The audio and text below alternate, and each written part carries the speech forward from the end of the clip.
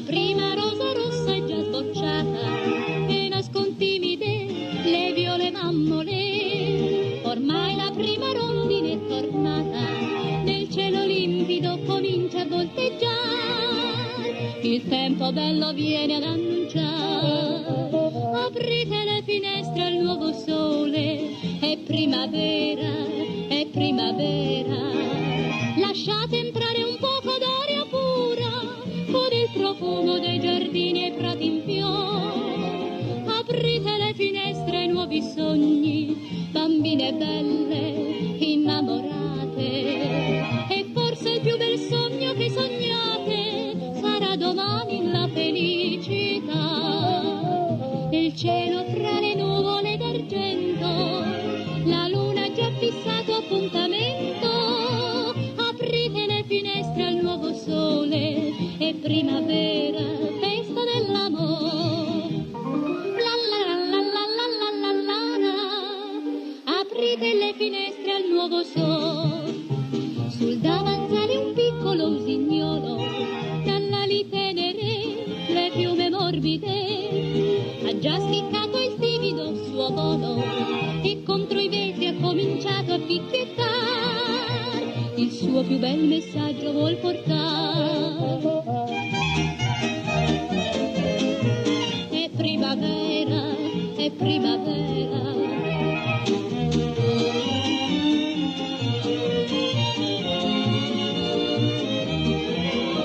Aprite le finestre ai nuovi sogni, alle speranze, all'illusione. Lasciate entrare l'ultima canzone che dolcemente scenderà nel cuore. Nel cielo fra le nuvole d'argento, la luna ha già fissato appuntamento. Aprite le finestre al nuovo sole, è primavera, festa dell'amore. La la la la la la la la la. Aprite le finestre al primo amore.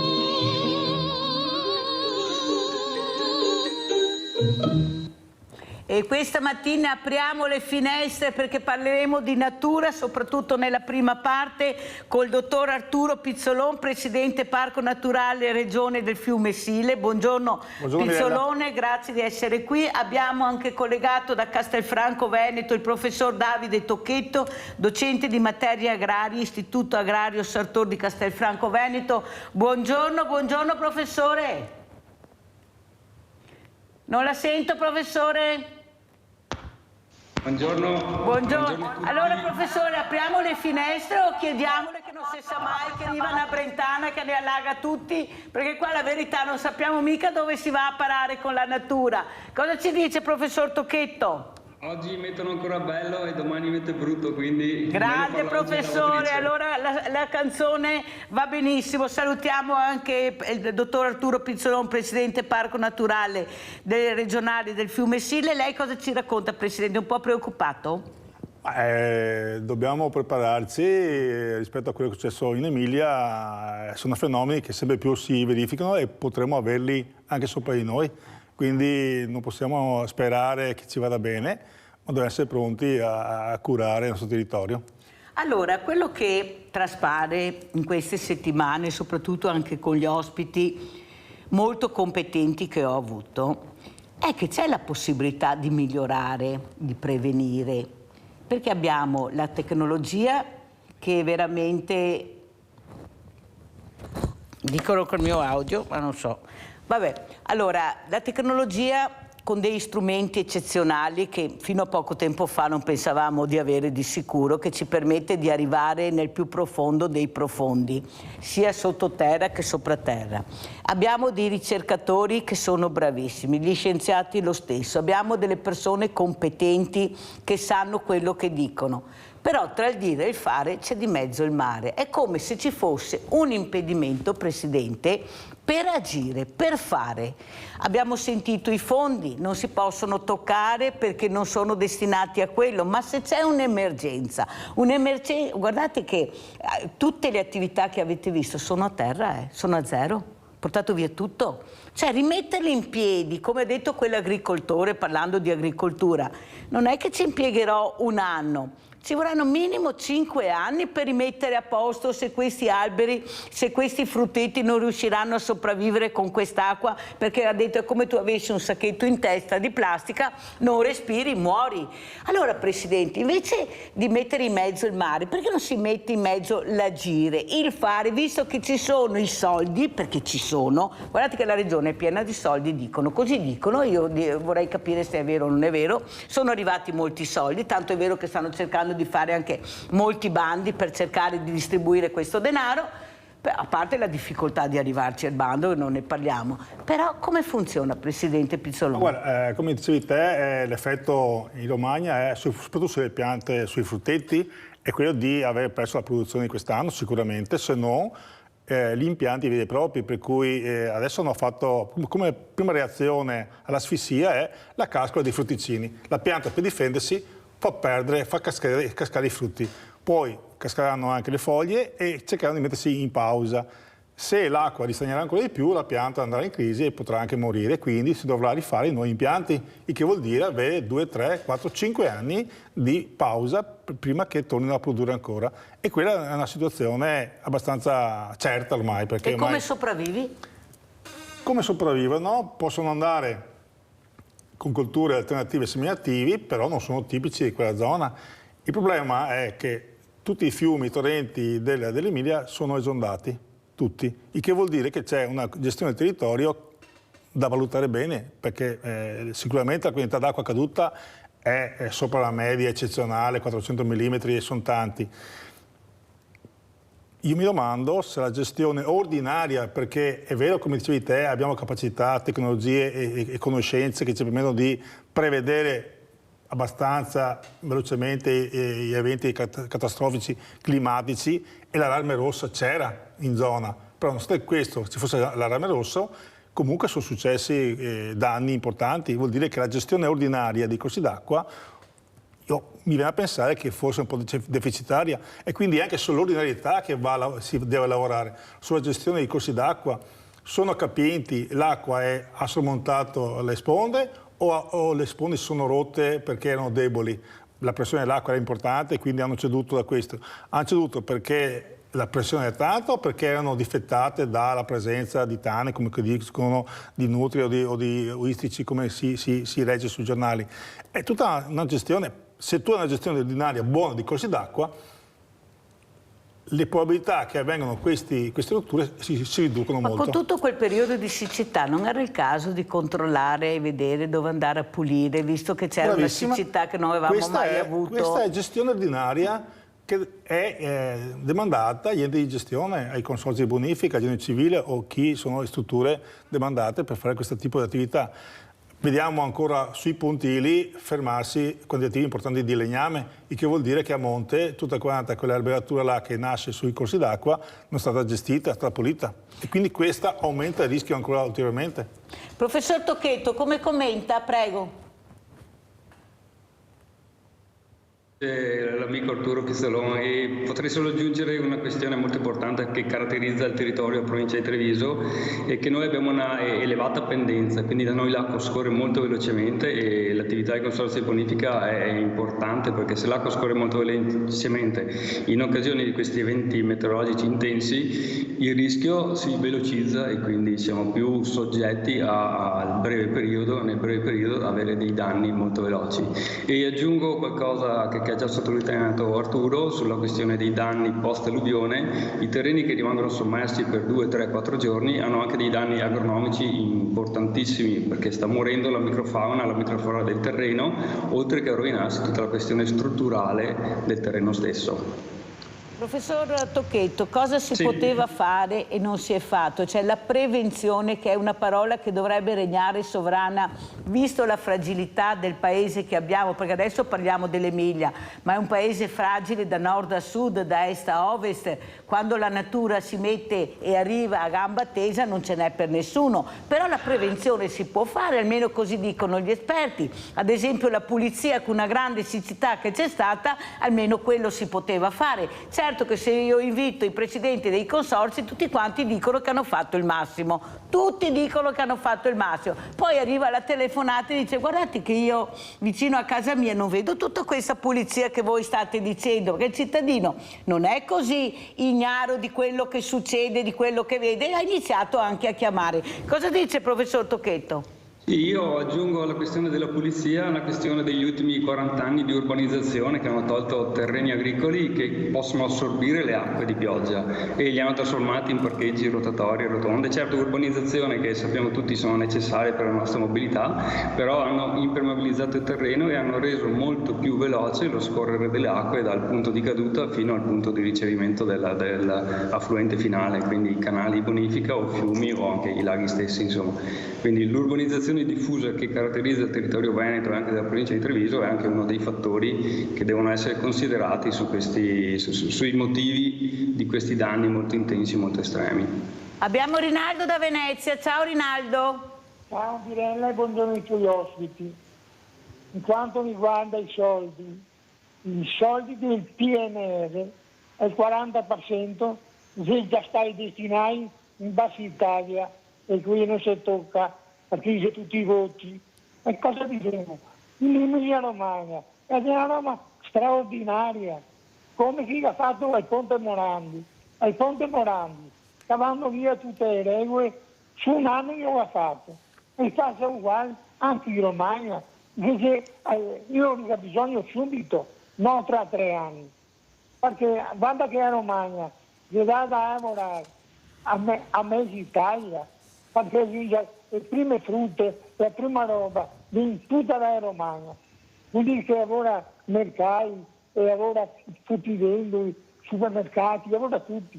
Allora, bisogna dare le priorità a dove che serve, no?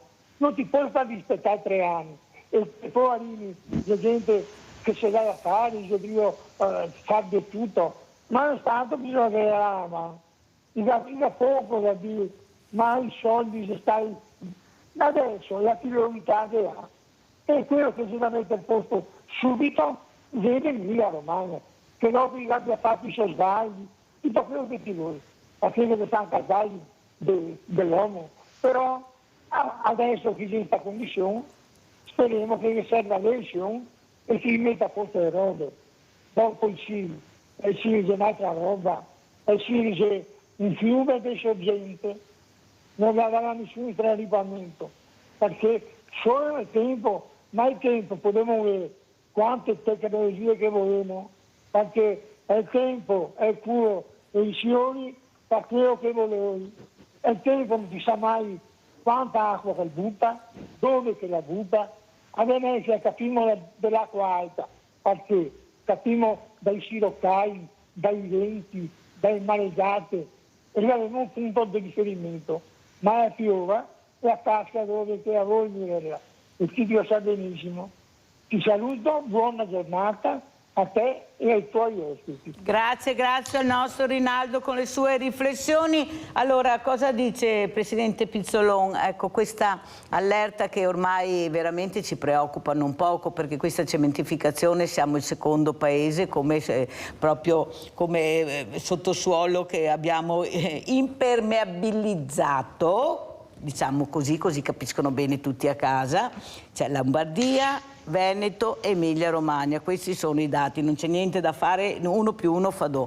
Allora qualcuno dovrà pur tenere in considerazione che bisogna assolutamente voltare pagina.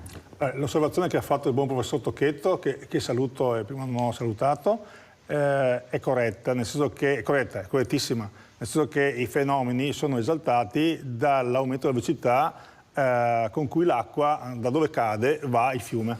Una volta, vogliamo dire che una volta era meglio di oggi, però effettivamente una volta pioveva a Castelfranco e ci metteva qualche giorno ad arrivare a Venezia, perché il terreno era più coltivato, c'era più presenza di c'era una biodiversità. Una biodiversità, e su questo il buon professor Tocchetto ci insegna, perché è un cultore della salvaguardia di alcune specie di frutteti, soprattutto mele, sul Montello. Io ricordo il suo lavoro di qualche anno fa, che non ho dimenticato. Quindi la presenza di coltivazioni, terreno lavorato, di terreno con essenze, alberi, prati, quant'altro, rallentano lo scorrimento dell'acqua. Adesso, come si diceva, rotatoie, cemento, tetti di case fanno sì che l'acqua cade, immediatamente va sulla scaditoia, va nel terreno, va nella scolina e va al fiume in tempi molto rapidi, quindi si accumula. Perché trova tutto dritto. E questo che è successo anche in Emilia, nel senso che dall'Appennino abbastanza brullo, ha piovuto molto, è sceso a valle, i torrenti hanno fatto da torrenti, cioè da asciutti a pieni. Qua abbiamo, come diceva il nostro telespettatore, il Sile nasce da risorgive, ha un rischio più basso di esondare rispetto al Piave o al Brenta, che sono, passami il termine, più torrenti, sono fiumi, ma hanno un andamento torrentizio, cioè d'estate si trovano anche abbastanza in magra, ma nei periodi si ingrossano velocemente perché hanno un bacino da dove ricevono l'acqua molto esteso e quindi portano giù acqua di un vasto territorio. Se in questi territori si concentra una piovosità intensa come in Emilia, si corrono i rischi, non dico di ricordare il 66, però il Sile sicuramente nella parte del nord a Treviso, a Vedelago, non ha argini, è a argini al piano di campagna perché non c'è necessità, perché sorge, come diceva il nostro telespettatore, da sorgente e quindi ha un'uscita molto regolare, molto morbida. Il Sile è un Sile placido, come ricordavano i romani, no? Da sempre.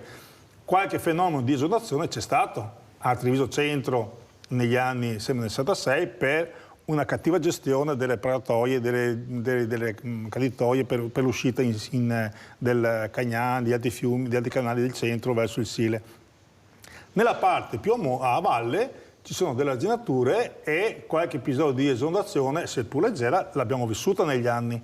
Però rispetto a altri fiumi, Piave e Brenta, il Sile è più placido.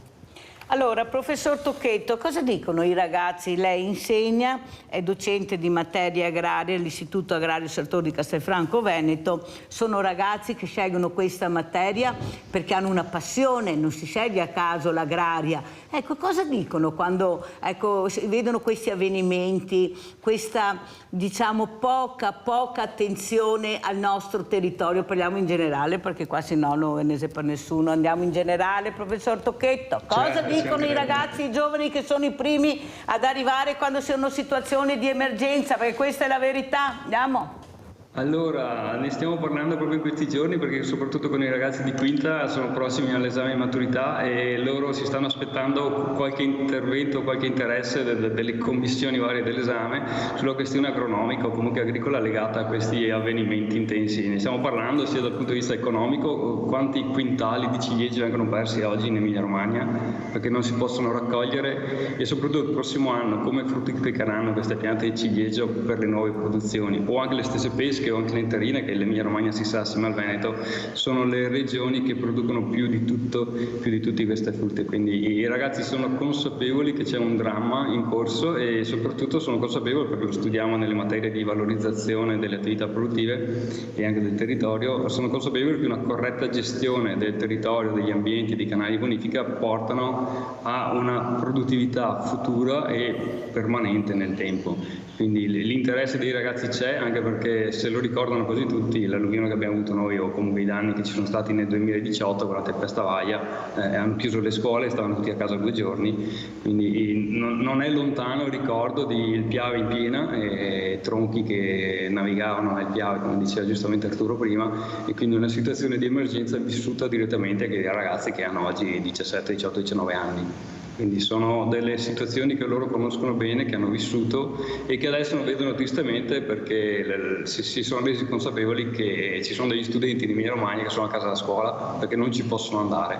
Quindi gli hanno un po' riattivato la DAD, stanno facendo qualcosa, c'è gente che sta facendo la maturità anche in Emilia Romagna, quindi sono consapevoli e presenti su questo disagio che stanno vivendo i loro coetanei a meno di 100 km di distanza, insomma, che poi l'Emilia comincia qui vicino.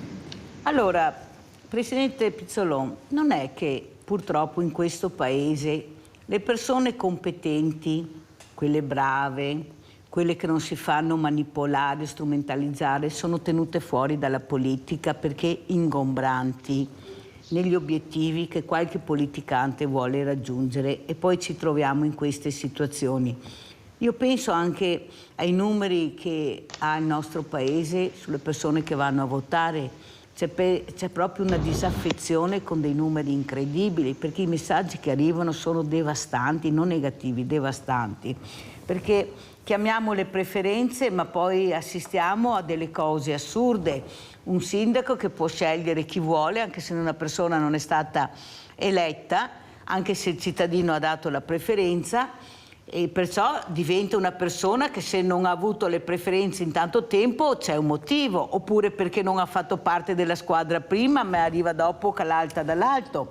E qui è una questione proprio di competenza, perché il cittadino, quando arriva a parlare con questi assessori, con questi diciamo anche uffici importanti, dovrebbe trovare delle persone competenti, delle persone preparate, delle persone che sanno di quello che parli. Invece dall'alto e dall'alto, io ne so qualcosa purtroppo, e ti dico, ma chi sei che l'ha messa questa qua? Ma cosa sei che fa questa qua o questo qua? Capisci che il cittadino, dopo veramente quello che sta passando, perché veramente il sociale, guardate che è un tema delicatissimo che spazia, no, a 360 gradi, a 1000 gradi, eppure si continua a non capire. Ecco, quella che sarebbe la direttiva, competenza, non da parte di tutti, per carità, poi non si può mica sparare nel mucchio, perché abbiamo delle persone, delle giunte, dei consiglieri, assessori, uffici che funzionano, però c'è un punto di domanda, o sbaglio? Il gioco democratico è un gioco quanto mai articolato. Io non faccio nomi, facciamo la mia situazione. Io sono da qualche anno presidente del Parco Esile. Ho una laurea in agraria. Calma, ci conosciamo. Ho una laurea in agraria, cioè no, da poco. Sto facendo il percorso per capire, per spiegare la mia situazione. Per questo mi porta a conoscere il buon professor Tocchetto, con cui qualche anno fa abbiamo collaborato quando era componente di una spin-off all'Università di Padova. Abbiamo fatto delle sperimentazioni di filtrodepurazione lungo il corso Esile. Ero candidato come esperto nel nuovo consiglio del Parco Esile e poi il presidente Zaia mi ha nominato presidente. Devo dire con mia sorpresa, perché non c'è stata un vaglio e quant'altro. Io mi sono trovato a fare il presidente e devo ringraziare questa sua fiducia e spero di sbagliare il meno possibile, e questo è il mio intento, perché facendo qualcosa si può anche sbagliare. L'intento è quello di ridurre al minimo gli errori. Per questo si lavora in gruppo con la giunta che è composta da più persone con professionalità diverse. È corretto questo modo di fare? Nel gioco democratico ci può anche stare, ed è giusto soprattutto che ci sia una critica, perché se non c'è una critica uno è convinto di fare bene. Io mi auguro che fra qualche anno Pizzolon, lei mi dirà: hai fatto abbastanza lei ha detto, bene. Io ho una giunta, giusto? Sì. In questa giunta così importante, perché stiamo parlando del Parco Naturale Regionale del Fiume Sile, sono tutte persone competenti che, quando lei parla, spiega, visto che ha anche una laurea in agraria, non cosa da poco, essendo anche presidente, riescono a capire e a collaborare? Allora, hanno un'estrazione diversa, sono anche laureati, hanno un'esperienza amministrativa importante e sono anche sindaci. Quindi abbiamo, e poi c'era il buon Walter, che non c'è più oggi, che aveva un'esperienza professionale importante. Per cui non è omogenea dal punto di vista caratteriale di esperienze professionali, ma la funzione deve essere completa di esperienze diverse, perché l'amministrazione di un ente parco non è solo di natura naturalistica, finalità naturalistiche, ma anche gestionale. All'interno ci sono gli ambientalisti? Quelle sigle classiche non ci sono associazioni ambientaliste votate, individuate dalla regione, e hanno espresso i loro rappresentanti, non in giunta ma nella comunità del parco. Professor Tocchetto, come commenta? Commento che sono delle realtà diverse rispetto a quelle scolastiche, perché noi formiamo dei ragazzi, cioè abbiamo dei ragazzi nelle scuole superiori per 5 anni che devono crescere come cittadini, quindi noi parliamo di politica noi a scuola, ma facciamo crescere dei cittadini con un senso civico e in grado di uscire dalle scuole superiori che siano capaci appunto di fare delle scelte, che siano scelte politiche, scelte amministrative o scelte professionali. Noi dobbiamo produrre appunto dei ragazzi che abbiano una coscienza civile, una coscienza capace di portarli a fare delle scelte sia in ambito lavorativo che amministrativo e anche nel sociale. Quindi che sia l'amministrazione di una società, che sia una carriera politica, ci sono dei ragazzi che sono già attivi in politica anche a giovane età, insomma noi li vediamo crescere e poi diamo loro libero sbocco a quelli che sono i propri interessi e le proprie attività che potranno fare, insomma.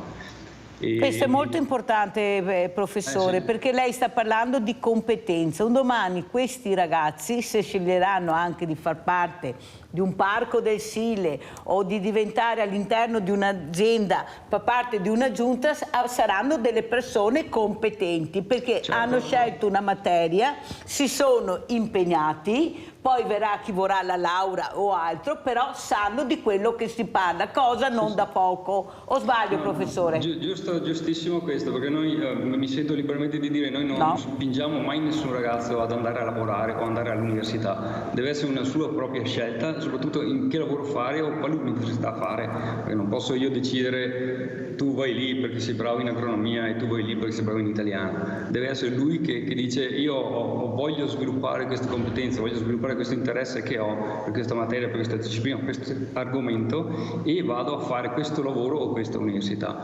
E c'è una cosa importantissima che devo dire, come scuola noi cerchiamo sempre il contatto con le amministrazioni, sia sindaci, comuni o anche con gli enti che governano il territorio. Facciamo ogni anno l'uscita al consorzio di bonifica Piave perché è quello del nostro territorio. E 2 settimane fa eravamo nel Kurdistan turco e anche lì con 16 ragazzi con un Erasmus siamo andati a conoscere il rappresentante locale del Ministero dell'Istruzione e con loro abbiamo dialogato in inglese 1 ora e mezza e abbiamo parlato di cosa fanno i ragazzi turchi nel Kurdistan turco dopo le scuole superiori. E vanno all'università, promuovete l'università voi perché è una regione molto remota o li mandate tutti a lavorare perché siete molto lontani dalle capitali o dalle grandi città.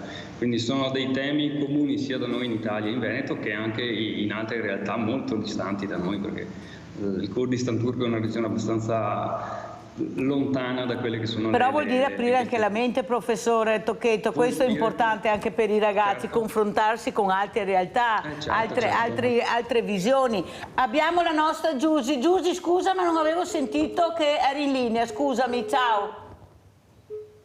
Ecco, è caduta. Mi dispiace Giusy, prova, ma non avevo proprio sentito che eri in linea. Allora a questo punto andiamo in pubblicità.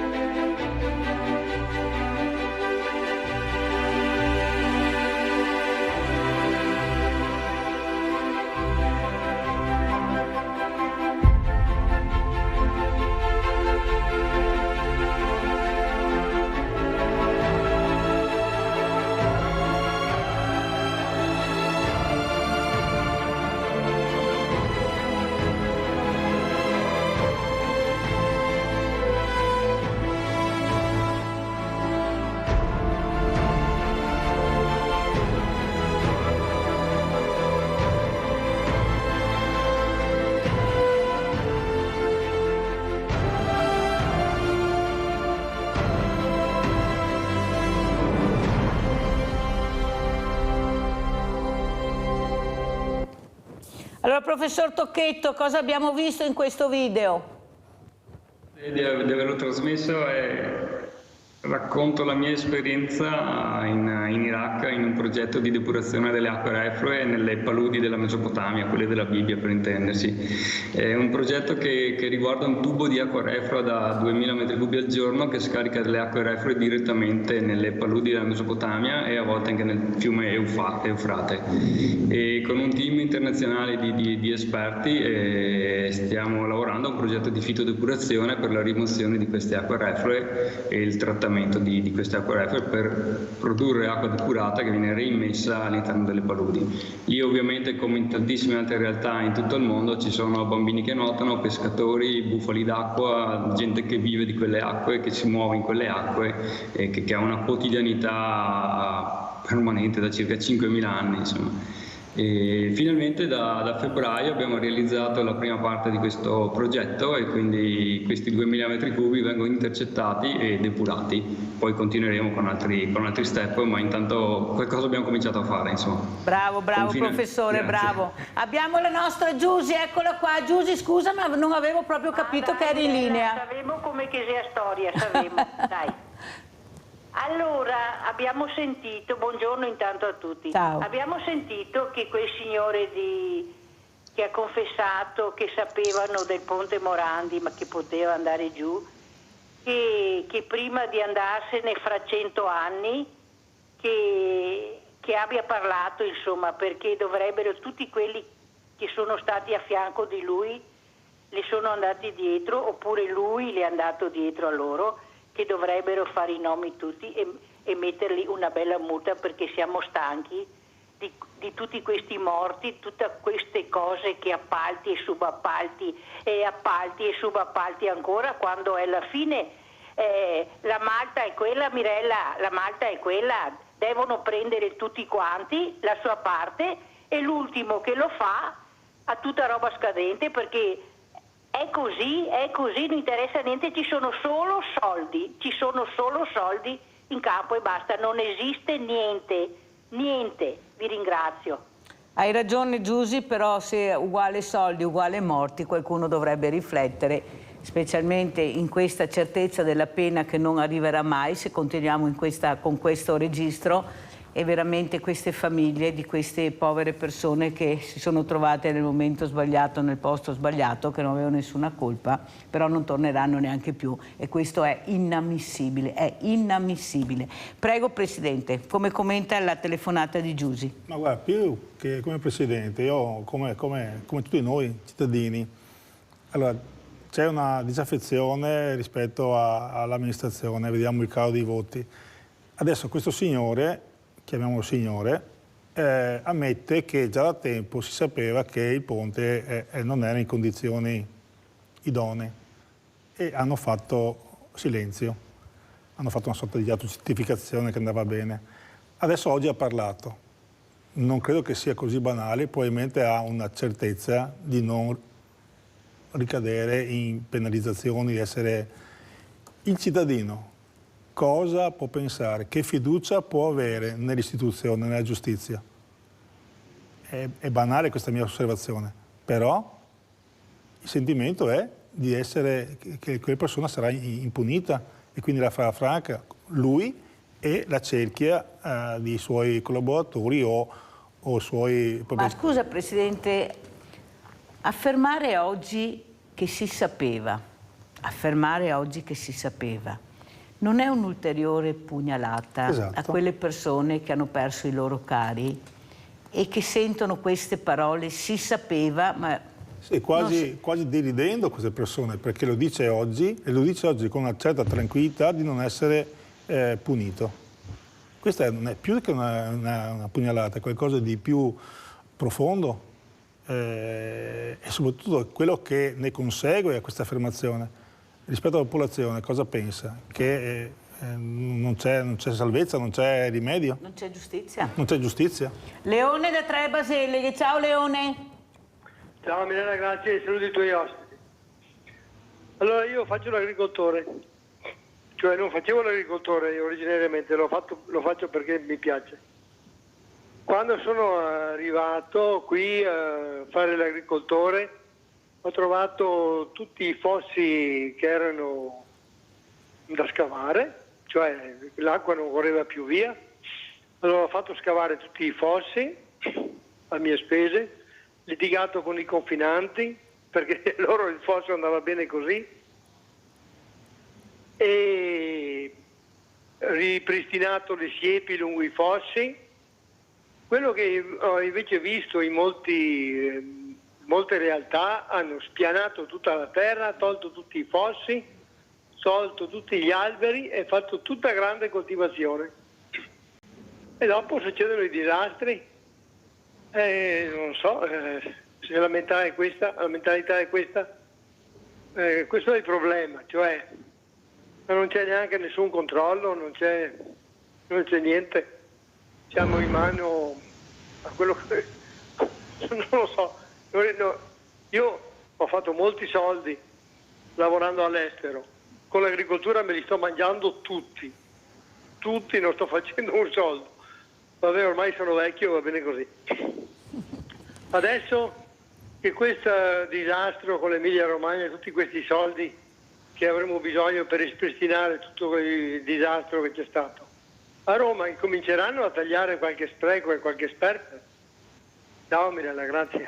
Ciao Leone, speriamo di no, dai Leone, speriamo che anche per te le cose cambiano, perché è giusto, quando uno investe e ci crede, ecco, dovrebbe avere anche essere ripagato di questo investimento, però in Italia purtroppo. D'altra parte, guarda Leone, se tu pensi che in questo paese il 30% produce, che lavora e che produce, e il 70% magna, quando che sarà finito tutti i soldi andremo dove che andremo a finirla. Poi a questo punto questa è la verità. Basta vedere l'ultimo coi bonus cosa è successo, milioni che se ne vanno da tutte le parti. Ciao.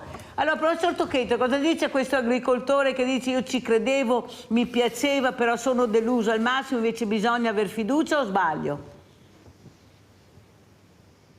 Sì, bisogna sempre avere fiducia. Noi col corso di diploma degli ultimi anni in agricoltura sostenibile che abbiamo qui alla scuola agraria, formiamo dei ragazzi che sono attenti a queste tematiche, quindi alla biodiversità dei soli, alla biodiversità dell'ambiente, alla biodiversità dell'azienda agricola, quindi il ripristino delle siepi e comunque tutte le tecniche di agricoltura sostenibile sono quelle che oggi vengono spiegate ogni giorno in 3 anni di scuola superiore che questi ragazzi svolgono in tutti gli istituti superiori a indirizzo agrario d'Italia ormai. Spero si sia sentito, perché sì, abbiamo sentito bene, ha fatto anche bene perfetto, a spiegare, ecco, che bisogna anche cercare di essere un po' ottimistici, sì, no? Navale delle lacrime. Sì, assolutamente sì, anche perché bravissima, le produzioni agrarie sono sempre ottimistiche, abbiamo a che fare con un bellissimo territorio, con bellissime cose, perché insomma, lo dico sempre ai miei ragazzi, siete fortunati se volete fare questo lavoro, perché è sempre meglio stare 8 ore in campo a far fatica sotto il sole, piuttosto, con tutto il rispetto per i nostri genitori o amici, che ne fanno 8 in fabbrica o in ufficio, insomma, quindi c'è una componente positiva del lavorare in agricoltura che non deve essere dimenticata, insomma. Abbiamo Nadia da Treviso, ciao Nadia. Ciao Mirella, buongiorno ai tuoi ospiti. Volevo fare una domanda al presidente del Parco del Sile. Allora, io abito nell'ambito del Parco del Sile. Praticamente nel 2017 ho fatto domanda per poter costruire col piano casa sul terreno che ho una casa.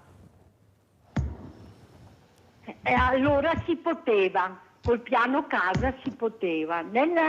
Nell'arco degli anni si rimbalzavano Parco del Sile, comune e regione, e non sono venuta a capo. Dopo 5 anni ho chiesto un appuntamento al sindaco e sono venuta a sapere che non posso più costruire, perché nel tempo, però nel comune di Silea, nel comune di Treviso anche, chi ha soldini costruisce, chi non ne ha rimane zitto.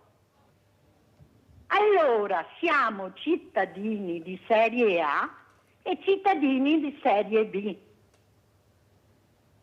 A 200 metri in linea d'aria hanno costruito in tangenziale un distributore che è attaccato al Sile. Allora mi chiedo, e mi sono fatta tante domande, che sono delusa da questo rimbalzo da un ufficio all'altro. Grazie, arrivederci e buona giornata. Grazie, grazie Nadia. Nadia forse si riferiva, e dobbiamo anche parlarne perché è di attualità, questo bosco verticale che è sorto nella zona Parco del Sile, sto parlando di Treviso, molto contestato, però bisogna anche capire, e do la parola al nostro presidente Pizzolon per spiegare, perché poveretto lui si trova magari col cerino in mano e non c'entra niente neanche col pacchetto di sigarette magari. Cerchiamo di dare una risposta. Intanto la signora Nadia diceva di aver presentato un'istanza col piano casa per poter ampliare l'abitazione di residenza e crearne un ampliamento o un altro adiacente. Questo era possibile perché il piano casa nelle sue diverse formulazioni era applicabile anche all'interno del Parco del Sile, quindi in aree protette, fino alla sua cessazione. Nel momento in cui la signora non ha visto completarsi l'iter è comune, parco, sovrintendenza. Questo è il giro che viene fatto. Adesso non conosco puntualmente il suo caso perché Nadia non ho ricordi del cognome, però vorrò verificare se c'è qualcosa, una Nadia più qualcos'altro tra le pratiche non ammesse a questo punto, non bocciate. Per quanto riguarda invece il bosco verticale, se ne è scritto e parlato molto, così anche come il distributore, il nuovo distributore in tangenziale. Allora, il parco è una realtà che ha definito delle limitazioni nell'area di competenza. Poi però l'area del parco è suddivisa in diverse zone. Zona di riserva integrale, che ha le sorgenti, altri 2 livelli di riserva un po' meno severa, poi ci sono le aree agricole, diverse e distinte aree agricole, e poi ci sono le aree cosiddette ZUC, zone di urbanizzazione controllata, che non sono altro che le aree di completamento previste dai strumenti urbanistici dell'epoca, quindi 2000, che ogni comune aveva individuato l'area di urbanizzazione, di completamento e quant'altro. Il parco, non potendo, all'epoca, 2000, non potendo togliere un diritto acquisito tuo, Mirella, io ho diritto di fabbricarmi perché ho un lotto già definito, e questo era anticostituzionale, l'hanno definito con un'area di urbanizzazione controllata. Cosa vuol dire? Vuol dire che si può costruire con i parametri che all'epoca il comune aveva dato. Il bosco verticale si trova in questa situazione. Il parco non poteva sindacare se fare 10 metri cubi o 20 metri cubi, 100 metri cubi. Il parco ha dato il suo parere nell'unica porzione che aveva di competenza, cioè la buffer zone di protezione del Sile, le alberature. L'unica competenza che gli spettava è quella di dare un parere sul verde. Quindi il bosco verticale approvato nel periodo di Manillo, se non ricordo male, come si chiama Manildo, è stato approvato perché lo strumento urbanistico di Treviso lo permetteva, e questo era recepito, anzi il parco aveva recepito, torto collo, questa potenzialità. Il distributore in tangenziale ha una via preferenziale, è una struttura strategica, giusto o sbagliato che sia, quindi non poteva non essere autorizzato. Ci sono passati sopra.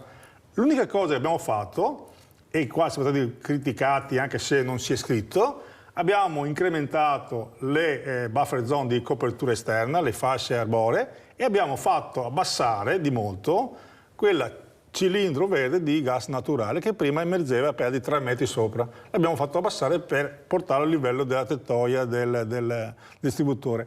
Per cui non è che siamo titolati di decidere tutto e per tutto nell'area del parco. Abbiamo negli ambiti, per esempio, l'area fluviale non è di competenza del parco, è un po' assurdo, ma il sedime del Sile è di competenza del Magistrato delle Acque e Genio Civile, che tra l'altro Genio Civile si sta comportando anche bene, sta facendo dei lavori di... Non se lo sente mai? Però ha fatto dei cantieri, ha fatto delle sistemazioni... Vorremmo anche a sentirlo qualche volta, anzi lo inviterò prossimamente, vediamo se vengono. Ha fatto degli interventi anche meritevoli e anche in tempi brevi. Ed è anche importante poi. Perché... Per la sicurezza è fondamentale. Per cui condivido il rammarico della signora non so darle la motivazione perché la sua pratica non è passata, però cercherò di indagare, non posso dire altro.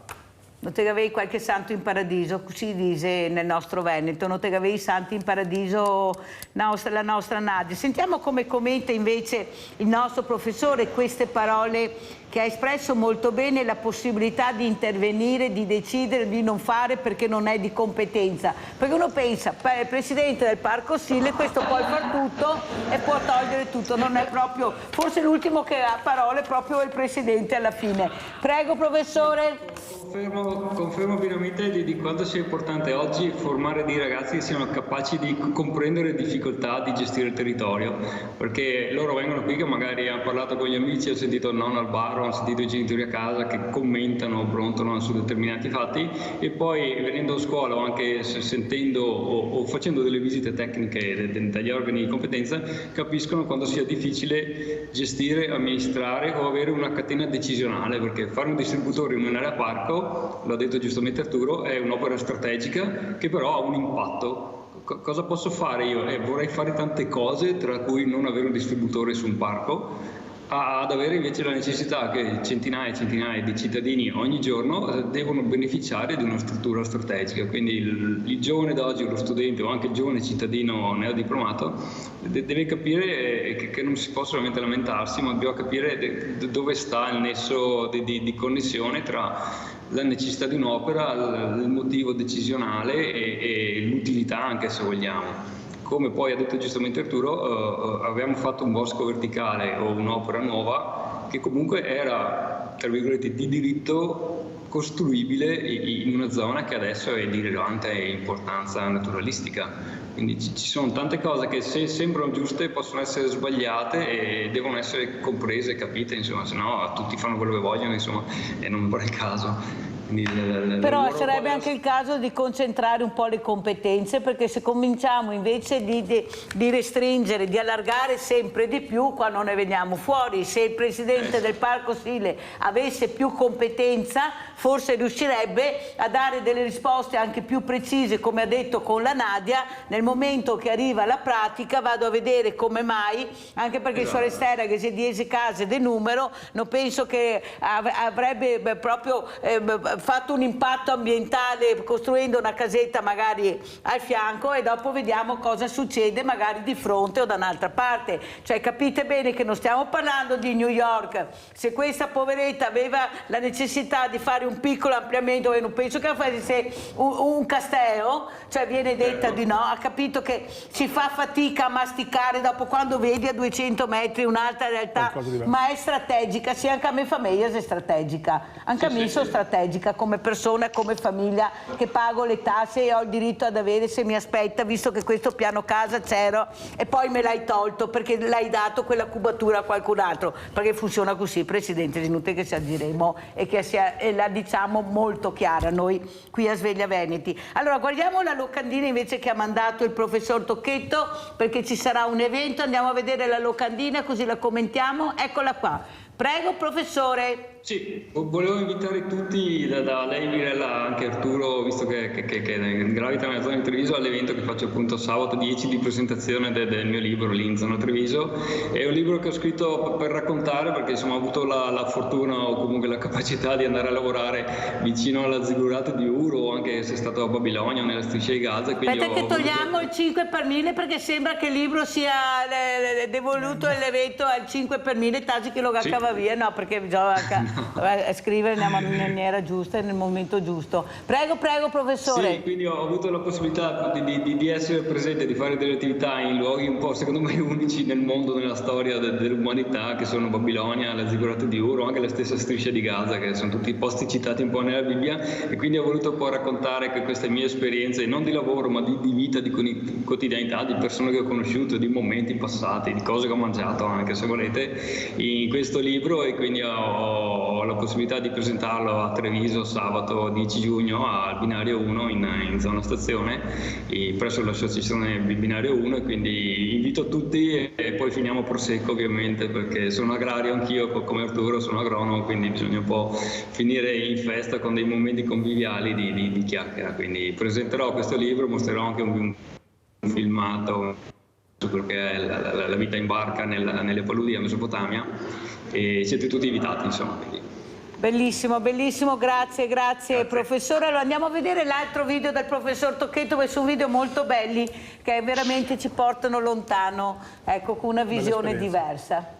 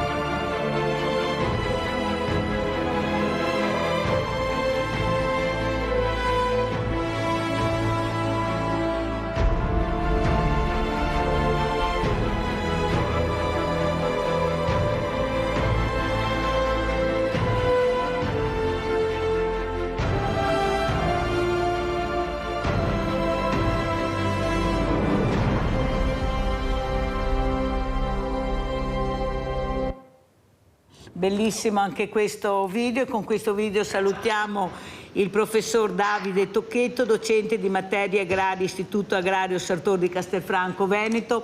Grazie professore, saluti i suoi ragazzi che sono dei ragazzi meravigliosi, dobbiamo credere in questa futura generazione che forse è più ambientalista di quella che pensiamo e che siamo stati noi, questa è la verità, dobbiamo anche dirlo. Delle volte fanno delle azioni molto importanti e a volte anche sconvenienti per qualcuno, ma sono gridi di dolore che veramente qualcuno dovrà pure ascoltare, perché è un ambiente che loro vogliono più pulito, un ambiente diverso. Grazie, grazie. Come ci saluta Presidente Pizzolon? Saluto, invitano tutti sabato 10 giugno, ore 20:30, a vedere il libro di Davide Tocchetto, che è un grande. Che bravo il Presidente Pizzolon. Più potere il Presidente Pizzolon, ecco, meno burocrazia, perché è sommerso anche lui, povero, dalla burocrazia. Forse questi comanda più i direttori ultimamente che i presidenti, non ho capito, che invertio, anche che invertio tutto, vabbè, non importa. Grazie, grazie Presidente Pizzolon, pubblicità.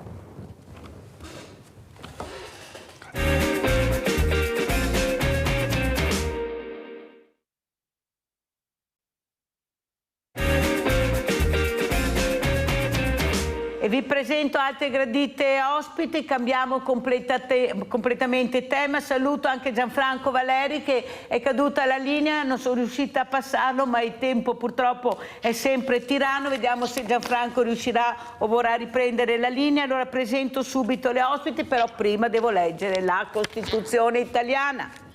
Come sempre, come quasi tutte le mattine, a parte qualche volta. Articolo 22. Nessuno può essere privato per motivi politici della capacità giuridica, della cittadinanza, del nome. Articolo 23. Nessuna prestazione personale o patrimoniale può essere imposta se non in base alla legge. Articolo 24. Tutti possono agire in giudizio per la tutela dei propri diritti e interessi legittimi.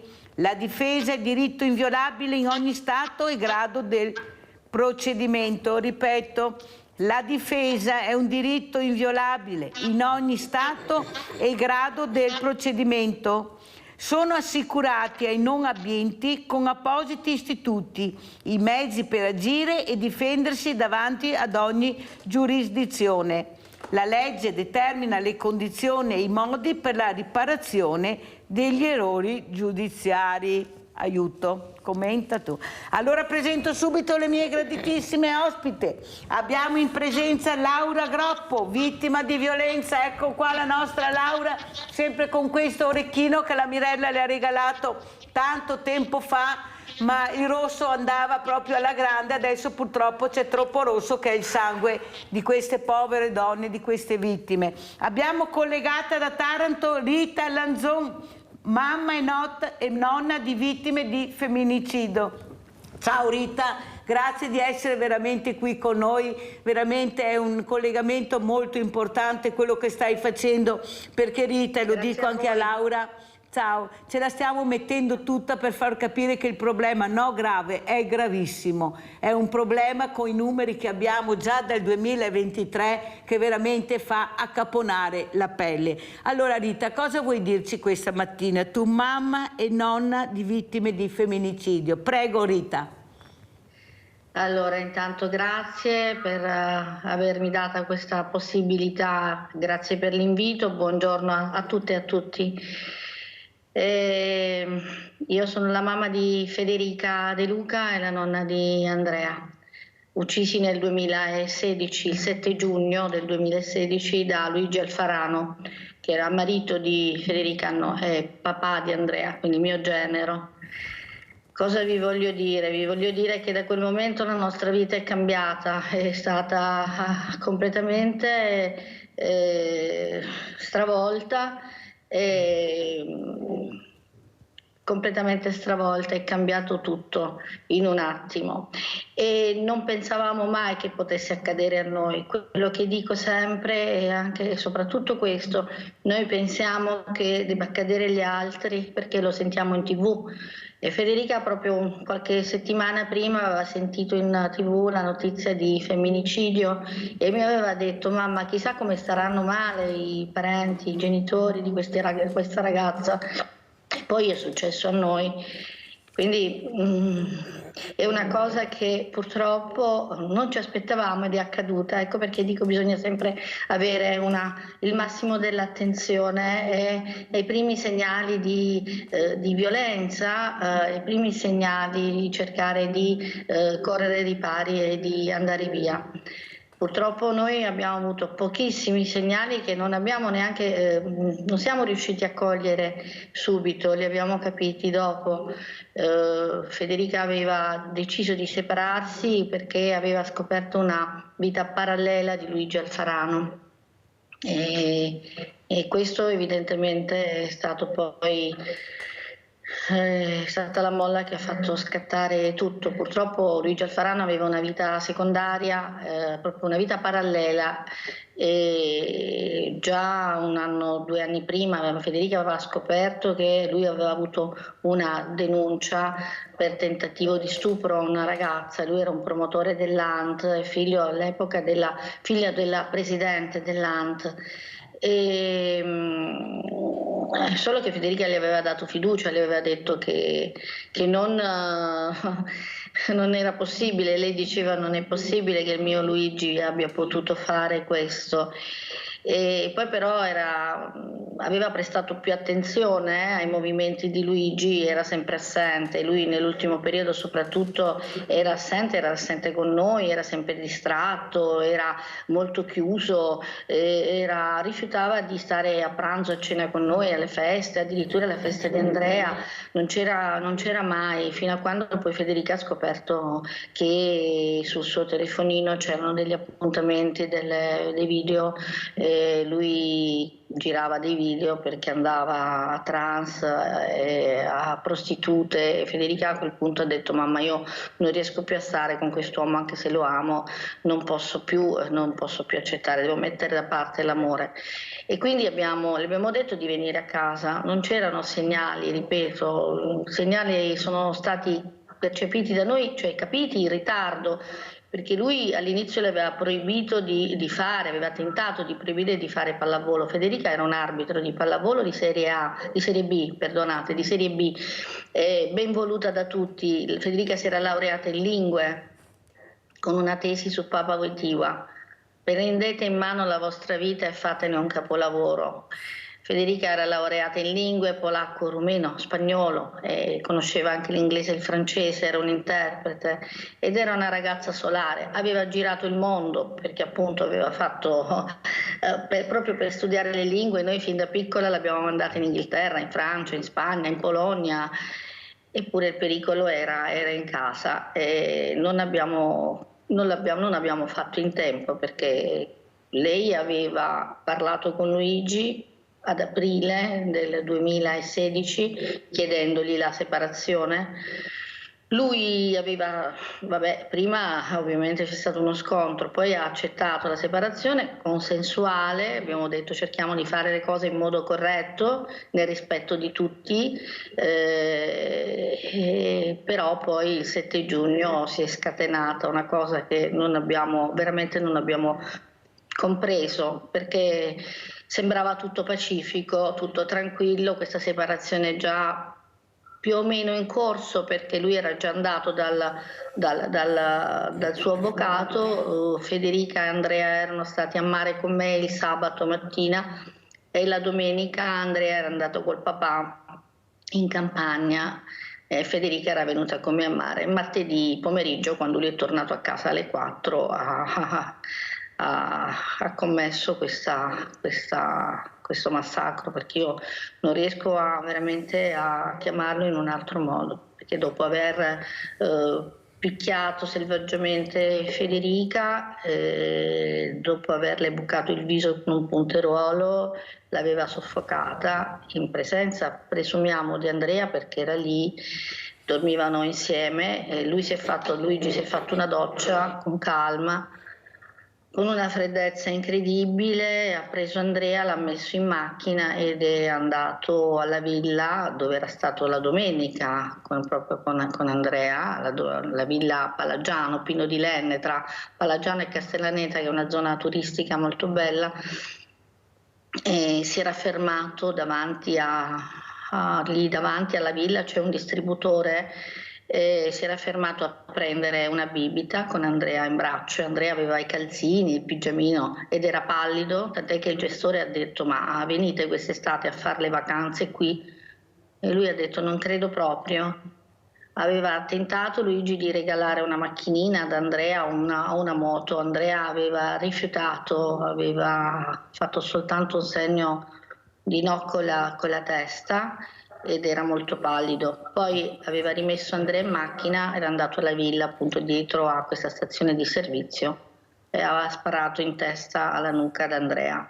Poi era salito sul primo piano e si era suicidato. Ora, facciamo respirare un attimo Rita, perché penso che anche rivivere questo massacro, come l'ha chiamato la nostra Rita, è terribile. La ringrazio per aver il coraggio con questa dignità di raccontare cosa può succedere in un attimo. Abbiamo Gianfranco Valeri. Scusa Gianfranco, ma non potevo non far parlare Rita, prego. No, Gianfranco non c'è. Allora, Laura, queste parole drammatiche della nostra Rita Lanzon, mamma e nonna, che su un attimo è sparita la sua vita, la sua quotidianità, ecco, il bene più prezioso, figlia e nipote, tanto amore, tanto aiuto per cercare di dare il massimo a questa ragazza, a questo nipote. In un attimo questo uomo ha cancellato tutto definitivamente. Ecco, segnali che non arrivavano, segnali molto leggeri. Tu invece i segnali li avevi, ma non avevi il coraggio di fare quel passo, di superare quel limite, quel freno a mano che continuavi aver tirato e non lasciarlo andare. Prego. Sì, mi colpisce molto questa testimonianza di questa nonna e di questa madre, perché diciamo che è successo nello stesso periodo mio, ovvero lei parla del 2016, di giugno, e io meno di 20 giorni dopo ho fatto questa scelta di andarmene, di denunciare, e da lì è cominciato il tutto. Certo, a me è andata bene perché effettivamente i segnali erano tanti e sono qui a raccontarla ancora una volta e dare la mia testimonianza. Quindi è complicato, diciamo, prendere una posizione in questo senso, perché non posso fare altro che dare tanta solidarietà a questa signora e sperare che veramente non succedano mai più queste cose, però purtroppo vediamo che i fatti non lo dimostrano. La bestialità degli uomini, il non prendere atto che c'è una situazione, diciamo, che potrebbe degenerare proprio da questa loro raptus, è complicato ed è difficile entrare nella testa degli uomini, il non accettare, però in questo caso nel caso di questa signora è veramente assurdo, tanto che non riesco a capire, lui aveva una vita parallela e quindi non riesco a capire come non abbia potuto accettare di andarsene semplicemente e di troncarla lì, mentre per me era completamente differente. Per me era il fatto di un uomo possessivo, un uomo padrone, un uomo che quello che diceva lui era legge e io non avevo parola, non avevo nulla da dire, mi ero completamente annullata. Quando entravo in casa ero veramente il nulla. Solo una determinata molla mi ha fatto scatenare il tutto e veramente porre fine a tutto questo. Spero che tutte le donne, non dico che prendano esempio, però capiscano che si possa fare. Allora andiamo a vedere anche questo video, che ringrazio Rita Lanzon di averci mandato. Andiamo a vedere questo video che ricorda Federica.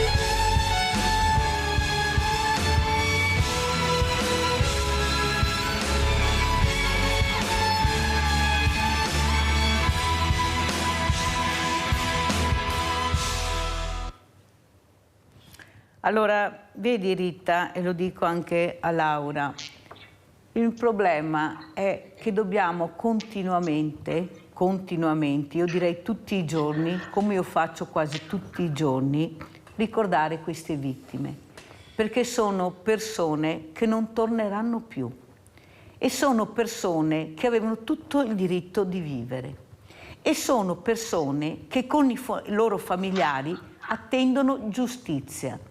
Questa certezza della pena che non c'è, questo codice rosso che non basta,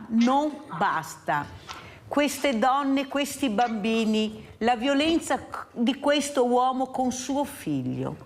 Ma cosa c'entra suo figlio su quello che tu, il rancore che tu hai verso questa donna che alla fine non ti ha fatto niente, ma sei tu, solo tu che le hai fatto tanto male, che ha capito che c'è un'altra persona, il famoso dottor Jekyll e Mr. Hyde, dietro questa visione bellissima che lui cercava di dare di sé. E che avete visto, Federica ci credeva, ma l'avete vista, questi occhi, quel sorriso, quella fiducia, ecco, verso gli altri, o sbaglio Rita?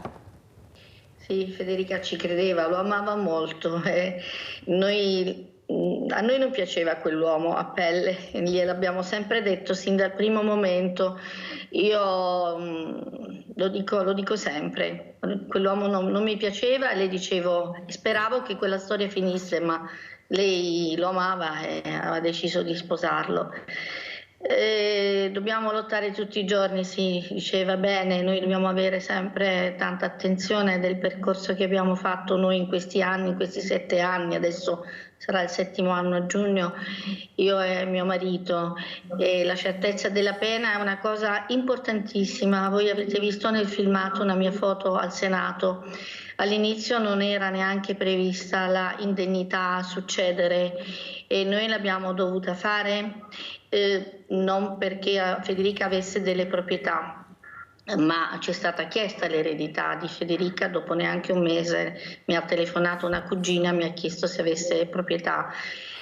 Quindi qui davanti resto veramente senza parole davanti a una richiesta del genere. Abbiamo chiesto l'indennità, è rimasto da lottare sempre per la certezza della pena. Io ci credo molto e dobbiamo continuare in questo percorso. L'indennità a succedere ora è diventata di Stato, quantomeno insomma un piccolo traguardo è stato raggiunto.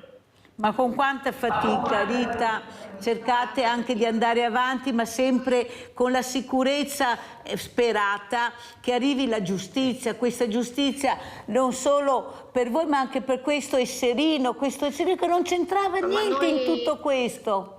A noi la giustizia a livello penale il reato si è estinto perché lui si è suicidato, però continuiamo a lottare per tutte le altre donne e le altre famiglie che aspettano giustizia perché magari i carnefici sono in carcere, quindi è giusto che sia così. Noi abbiamo girato le scuole, le piazze, le parrocchie, quando nel periodo della pandemia abbiamo fatto i collegamenti online, abbiamo anche fatto dei collegamenti con 2 scuole di Treviso addirittura, ma la Puglia l'abbiamo girata tutta, abbiamo incontrato circa 2000 ragazzi in tutte le scuole della Puglia.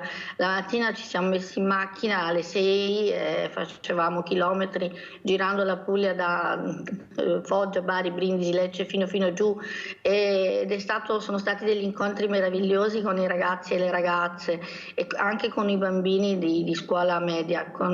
Sono riuscita soltanto a organizzare un incontro in una scuola primaria perché lì è già più difficile riuscire a parlare con i bambini e non si riesce a portare avanti un progetto proprio dedicato ai bambini più piccoli. Bisogna parlare in un certo modo con loro, però bisogna iniziare a farlo.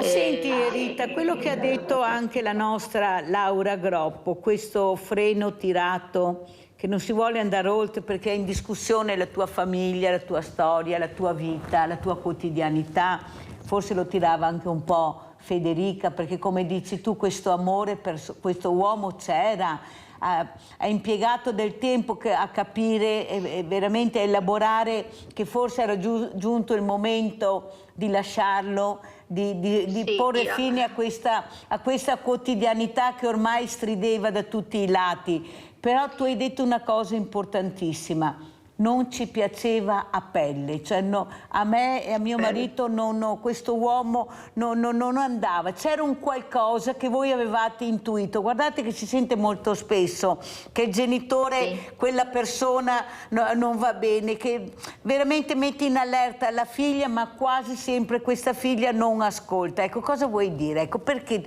anche tu sapevi che sbagliavi, sapevi che questo non poteva continuare, ma continuavi nonostante tutto e anche le botte che prendevi, perché l'hai dichiarato, perciò non è che diciamo delle cose assurde, ma veramente era tosta questo continuo stillicidio quando arriva aprire quella porta, ecco Laura, entrare in casa. Era un cambiare completamente il modo di pensare entrando in quella porta, perché sapevi che qualunque cosa io potessi dire o fare, sicuramente sbagliavo. Effettivamente sì, anche a me i miei familiari prima di tutto mi hanno detto no. però non ci si vuol credere, si pensa sempre a un fattore magari di ostilità, si vuole andare controcorrente. Io sono andata tutta la vita, quindi però effettivamente avevano ragione. Però viene un momento quando tu decidi che non decidi a caso, perché c'è di mezzo la mamma. Ecco, c'è di mezzo la mamma, quella che non è riuscita a fare purtroppo Federica, perché non avrebbe mai immaginato, che tanta violenza si abbattesse sul piccolo Andrea, eppure è successo. E tu come mamma cosa puoi dire? Perché tu hai provato questa sensazione di paura che qualcosa potesse succedere a tua figlia. Sì, mia figlia non è sua figlia, quindi per me era completamente diverso. Poi qui parliamo di una maggiorenne, una super maggiorenne, però effettivamente qualche cosa che ha compiuto nei suoi riguardi mi ha fatto veramente dire basta. Perché finché capitava a me, ok, sicuramente un giorno o l'altro lo avrei comunque fatto, però quando poi è capitato qualche cosa che ha fatto scattare la molla nei confronti di mia figlia, dici basta, pensi solo a come fare, non dico a vendicarsi, però a fargliela pagare. Purtroppo sì, diventa una cosa cattiva da dire, però in qualche maniera dici ok, adesso basta, adesso in qualche maniera gliela faccio pagare. Io sono andata davanti a un giudice, ho raccontato la mia storia, la mia battaglia l'ho fatta anche con un avvocato che mi ha sicuramente tenuto testa, l'avvocato Tocchetto di Treviso, l'Antonella Tocchetto, ho portato la mia testimonianza, l'ho raccontata al giudice, mi hanno dato ragione, è stato condannato a 1 anno e mezzo, quindi io mi ritengo più che soddisfatta. Sono viva e quindi doppiamente soddisfatta, e purtroppo ho pianto davanti alla testimonianza di questa signora perché a sua figlia non è andata bene, purtroppo. Bene. Abbiamo Sandra da Padova. Ciao Sandra. Ciao Mirella e buongiorno alle signore che mi ha preso il cuore. Purtroppo queste storie le sento in televisione, le leggi sui giornali tutti i giorni. Io non so cosa dire, perché è vero, quando una persona è innamorata prova amore, che sia femmina o maschio, cioè non riesce a vedere quello che è la realtà, è la normalità. Tu quando ti innamori non vedi i difetti, non vedi le carenze, cioè vedi solo i lati positivi. Purtroppo dopo nel tempo si manifestano, mica sempre per fortuna, però queste cose che ormai è diventata, sembra persino un'abitudine.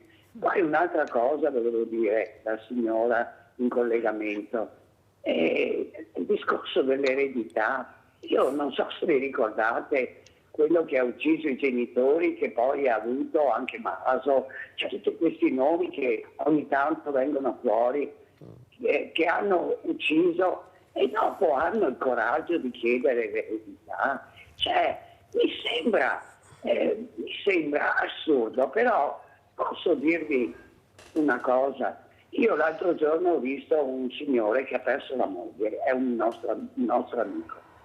E erano moglie, la compagna, 20 anni che vivevano insieme, dividevano tutto. È chiaro che una persona di 60 anni magari non pensa di morire, invece purtroppo sta signora è morta così, un attimo. E la famiglia, i nipoti, la sorella, la prima cosa che hanno fatto quando sono passati 3-4 mesi, hanno chiesto di lasciare libero l'appartamento, perché lui non è che pretendeva, però un tempo materiale di dire mi organizzo un attimo, adesso è alla ricerca di un appartamento. È chiaro che magari lui non gli interessava la proprietà, però almeno un po' di buon cuore e dire magari ti lascio lì per un periodo fino a che non ti organizzi. Cioè, come si fa? Io come Sandra, scusa Mirella, non sarei capace, cioè non è nel mio essere, nel mio modo, cioè mi sembra, viviamo in un mondo, scusatemi, che abbiamo solo cattiverie. Dopo è chiaro c'è quell'altra parte, la solidarietà, e volevo dire una cosa che scende da quello che parliamo adesso, che è giusto parlarne sempre, tutti i giorni. Domenica sono andata sul Sile, Mirella, e ho detto a mio marito, però era anche tardi perché ora che mangi, insomma tutte queste cose, ho detto guarda quanto dista Villa Margherita. Allora Mirella, sono venuta, tu non c'eri perché avevi degli impegni, però era già finito, diciamo. Allora, la prossima volta che vengo ti chiamo prima o ti faccio un messaggio. Prima perché avrei il piacere di conoscerti personalmente per quello che fai, che ormai lo dicono tutti ma lo dico anch'io, mi metto anch'io nel mucchio di queste persone che ti ammirano e tutta la rete veneta, premetto, e sti ragazzi che sono stupendi. La prossima volta al limite non voglio romperti lo scatto, ti faccio un messaggio perché dovrei dirti delle cose che, sai, diverso tempo fa io ti avevo accennato e volevo parlartene di persona. Allora io chiudo perché voglio lasciare spazio giustamente agli ospiti, a voi, e io abbraccio, guarda, niente, vi abbraccio. Grazie cara Sandra per la tua sensibilità. Sandra fa parte della grande famiglia di Sveglia Veneti, di Rete Veneta, ecco, che mi supportano e stanno cercando veramente di aiutarmi in tutte le maniere, perché con i progetti a lungo termine che avete capito quanto importante è per me avere la vicinanza. Quello che volevo chiedere a Rita Lanzon, collegata con noi da Taranto, questa mamma e nonna vittima di femminicidio, ecco, questi segnali che forse voi avevate intuito, dei segnali sensoriali, ma mai neanche voi avreste immaginato tanto odio verso questo bambino che non c'entrava niente, che era figlio suo, ma come si fa? Io ho avuto degli educatori i quali continuano a dire ma non sono pazzi, no, cosa sono? Io vorrei che qualcuno mi spiegasse ma come fai a uccidere il tuo bambino? Ecco, l'odio verso tua figlia è una cosa, ma uccidere tuo figlio che non c'entra niente. Avresti mai immaginato, Laura, un accanimento così, ma veramente violento verso la creatura che lui aveva generato con tua figlia, questa nascita bellissima di Andrea? No, assolutamente no. Io penso che, lo pensa più di qualcuno, che forse lui ha avuto la sensazione, cioè ha capito che avrebbe perso quello che era la famiglia del mulino bianco, come dice mio marito, a casa, e il resto della vita sporca fuori. E quella sera Federica doveva venire dall'avvocato con me e quindi era tutto pacifico, ripeto, ed è successo quello che è successo. Si è anche sospettato che lui volesse, quando è arrivato a casa, volesse prendere Andrea, portare via Andrea e uccidere solo Andrea, e Federica, per difendere Andrea, sia stata uccisa. E chiaramente nessuno lo può sapere quello che è accaduto quel pomeriggio dalle 4. Certo è che noi diciamo sempre anche ai vicini, a chi sente, agli amici, quando si sa qualcosa, di non tacere. L'omertà è una cosa bruttissima e qualche vicino ha sentito e non ha chiamato le forze dell'ordine, gli sarebbe bastata una telefonata, perché alle 4 è successo il fatto di Federica, lui ha ucciso Federica, poi tutto il tempo l'ha avuto, si è fatto la doccia, è andato al distributore. Andrea l'ha ucciso intorno alle 5:30, quindi l'avrebbero potuto facilmente raggiungere. Purtroppo i segnali c'erano stati, lei mi chiedeva prima, ed erano stati quelli che lei era andata in Polonia e lui l'aveva fatta rientrare immediatamente, questo prima ancora di vivere insieme, l'aveva fatta rientrare subito perché non voleva che lei facesse questo stage in Polonia, aveva avuto la possibilità di trascorrere lì 40 giorni a Banca Pekao, aveva studiato polacco, quindi era stata scelta per fare questo stage, però lui le ha detto: se vai non mi vedi più, e difatti si è fatto negare al telefono. Quello è stato un segnale già, ma ci siamo infastiditi, l'abbiamo fatta ritornare subito con un volo in emergenza, però non abbiamo capito quanto potesse essere importante quel segnale. E poi altre piccole cose che abbiamo, piccole dico all'epoca, poi dopo abbiamo capito che anche la violenza economica è importantissima. Lui non le dava i soldi neanche per fare la spesa, nell'ultimo periodo soprattutto, e la violenza economica è quella che tante volte fa scaturire poi altri tipi di violenze fino ad arrivare a quella fisica. La violenza fisica con Federica su Federica non c'è mai stata, ma ci sono state tutte le altre, purtroppo. Che il nostro percorso ci ha anche fatto capire tante cose. Noi abbiamo imparato tanto in questo periodo, abbiamo dato la nostra testimonianza, abbiamo ricevuto tantissimo, anche e soprattutto dai ragazzi e dalle ragazze che abbiamo incontrato. Tu hai detto una parola molto importante, Rita, hai parlato di omertà. Qualcuno ha sentito e ha fatto finta di niente, non ha avvisato, ecco, l'omertà che ancora regna sovrana, non c'è niente da fare, perché si parla, ma alla fine dobbiamo anche parlarne. Ma come, se senti che una persona è in difficoltà, ma come si fa a non alzare il telefono e fare questo numero e questi numeri che abbiamo a disposizione, che non costa niente, perché addirittura puoi rimanere anche nell'anonimato, però continua questa omertà, non voglio sentire, non voglio mettermi in mezzo. Ecco, voi siete profondo nord, io dico sempre, Rita, che io invece vivo tu profondo sud, io profondo nord, ma c'è sempre un profondo di omertà anche qui. Non è che siamo tanto diversi in certe situazioni, sì, si fa qualcosa, ma dovremmo fare molto di più. Per questo ritengo utile parlare anche di questa parola omertà, che deve sparire, non ci deve essere qualsiasi persona, è in pericolo. O sbaglio? Cosa vuoi dire, Rita? No, ma è così, è la vicina di casa. Tra l'altro io avevo raccomandato tanto a Federica, le avevo anche detto quando stavamo iniziando la separazione, tu guarda, se vuoi venire a casa, dici mamma, ma mi diceva lei era tutto tranquillo, ma non c'è problema. Io ho parlato anche con la vicina di casa e le ho detto guarda, se dovessi sentire qualcosa chiama. In realtà poi quando è successo l'episodio purtroppo quella sera, noi ovviamente sono stati momenti terribili, li abbiamo trovati noi, li abbiamo trovati io e mio marito, sia Federica sia Andrea, o meglio prima Andrea alla villa e poi siamo ricorsi nuovamente a Taranto con i vigili del fuoco, le forze dell'ordine, e Federica mi disse mamma stai tranquilla, perché ho parlato con la vicina e gliel'ho anche detto guarda che io sto facendo una separazione perché le cose non vanno bene, ma se dovessi sentire qualcosa no stai tranquilla, mi ha detto la vicina. In realtà quella sera noi siamo stati tutti quanti invitati in questura per essere interrogati, anche le vicine e i vicini di casa, le testimonianze sono state raccolte, poi dopo è venuto fuori che io non ho sentito niente e credo che sia un modo per evitare il giudizio delle persone, perché è chiaro che non si possa andare in giro a dire ho sentito e non ho chiamato. È più facile dire non ho sentito niente, figuriamoci se avessi sentito, certo.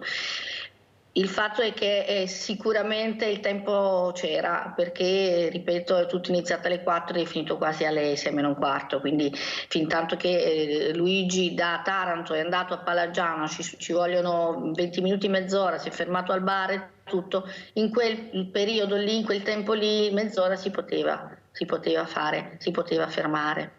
Ma noi abbiamo subito tanto male, che si chiama anche vittimizzazione secondaria, ci hanno detto. L'assassino è stato applaudito durante il funerale, e io quando racconto questo so che è veramente allucinante. Luigi Alfarano è stato applaudito, c'è stata un'omelia del parroco che ha scosso tutta la città di Taranto, sono state raccolte delle firme, delle lettere mandate al Papa, un giudice che ha fatto un articolo e ha mandato la lettera all'arcivescovo, ed è veramente una cosa da non credere. È stato applaudito perché Luigi aveva già tutte le carte in regola per andare in paradiso con la moglie e il figlio. Noi abbiamo avuto il coraggio di mostrare la foto di Federica massacrata durante la fiaccolata, perché la violenza va guardata in faccia, e credetemi, lo so che lo sentite, fa veramente tanto male. Però questa battaglia la portiamo avanti e la facciamo vedere quella foto, perché la violenza va guardata in faccia e non bisogna mai sottovalutare tutti i segnali, anche quelli piccoli. Ti ringrazio di queste parole, Rita. Hai parlato di una lettera, ecco, anche Laura ha scritto questa lettera che dovrà essere consegnata alla Premier Giorgia Meloni, ecco, perché è giusto arrivare alla persona nella quale credi che le cose le possa cambiare, possa fare qualcosa per cambiare le cose. Se avverrà, però io la goccia ce l'ho messa, adesso certo. Sei tu che hai questa possibilità di far sì che questa goccia diventi un oceano, visto i femminicidi che abbiamo avuto in tutti questi anni, per dare giustizia anche a mamma Rita, a nonna Rita Lanzon. Ecco, leggiamo la lettera che hai scritto alla Premier Giorgia Meloni. Allora, gentile Presidente del Consiglio Giorgia Meloni, si chiederà perché le scrivo. In realtà è un suggerimento che mi è stato dato. Mi spiego meglio. Nella busta troverà un orecchino rosso, ed è questo. L'altro mi è stato regalato in occasione del primo dei miei interventi in una trasmissione televisiva. Una TV locale, Rete Veneta, che dal 2018 mi invita per dare la mia testimonianza, essendo vittima di violenza domestica. L'argomento, purtroppo, è sempre di attualità. Ne riportano notizia quasi quotidianamente i media. Il mio intento in trasmissione è di incoraggiare tutte le donne che subiscono violenza e soprusi e denunciare perché se ne può uscire vive e pronte a ricominciare. Certo, ci si deve far aiutare e io sono stata fortunata perché la posso raccontare. La strada è stata lunga, ma un cordone di persone attorno a me si è unito e stretto per far sì che tutto si risolvesse al meglio. Sono stata fortunata. Ma torniamo all'inizio di questa mia. L'orecchino è un simbolo, come le scarpe rosse. Capisco perfettamente che i suoi innumerevoli impegni politici riempiranno le sue giornate, però le chiedo solo, in quanto donna e mamma, di ritagliare anche un minimo del suo tempo per quella che considero una piaga. Questo secondo orecchino lo dono a lei, come suggerito dalla giornalista che mi intervista ogni volta, Mirella Tuzzato. Il suo prendersi cura non solo della violenza sulle donne, ma innumerevoli realtà e problematiche un po' di nicchia, fa sì che nelle persone si crei una sorta di speranza. Quel si può fare. Spero che accetti questo piccolo omaggio e, perché no, vederglielo indossato quando sarà il momento di gridare no alla violenza sulle donne e basta ai femminicidi. La saluto caramente e le auguro un buon lavoro. Laura Gruppo. Ecco. Allora Laura, queste parole sono parole che vengono dal cuore, come le avete sentite, parole semplici, ma parole che una donna che fortunatamente abbiamo questa sensibilità, ecco, devono arrivare. Cosa vuoi dire, Rita? Ecco, a sentire questa lettera, queste parole che Laura ha scritto alla Premier, sperando appunto di questa attenzione, ecco, femminile, direi io, femminile, questa attenzione femminile, questa sensibilità femminile per aiutarvi ad andare avanti, perché voi state facendo un percorso molto importante, ci mettete la faccia, ci mettete il tempo, ci mettete la passione per la giustizia, perché questa è passione per la giustizia, io devo arrivare all'obiettivo. Prego, Rita. Io appoggio pienamente tutto quello che ha detto la signora. Laura. Sì, Laura, certamente c'è bisogno di intervento anche e soprattutto a livello proprio legislativo, cioè le donne che devono intanto prima di tutto denunciare, e noi lo diciamo sempre. È importante che non passi troppo tempo, perché le donne denunciano la prima, la seconda, la terza, la 10ª volta e poi può essere troppo tardi. Quindi sicuramente questa è anche una battaglia che faccio io personalmente, ci credo molto e non è facile. Immagino, Laura, affrontare il tribunale, no? Quindi si deve essere interrogate, si deve sopportare l'interrogatorio e tutta una serie di cose. È un percorso difficile, ma si deve fare e quello che vorrei davvero fortemente è che i tempi fossero un po' più stretti, senza arrivare veramente a rischiare che la donna che si possa arrivare tardi, perché quando una donna denuncia già ci vuole molto coraggio, a far scattare quella prima molla, no? E fare la prima denuncia. Poi se le denunce diventano 2, 3, 4, 5 e gli anni passano, può diventare veramente un grosso pericolo. La vita, l'abbiamo visto, si arriva tardi, si può arrivare tardi, quindi dobbiamo essere unite, compatte, tutte quante perché questo non accada, perché ci siano dei tempi più brevi della giustizia. Però quello che abbiamo visto, Rita, dai tanti attestati che tu ci hai fatto vedere, questa solidarietà che arriva da nord a sud, da est a ovest, ecco, anche una solidarietà che veramente si manifesta anche in piccoli gesti, in poche parole, un abbraccio, una telefonata. Ecco, tu come hai visto quella solidarietà, come l'hai sentita?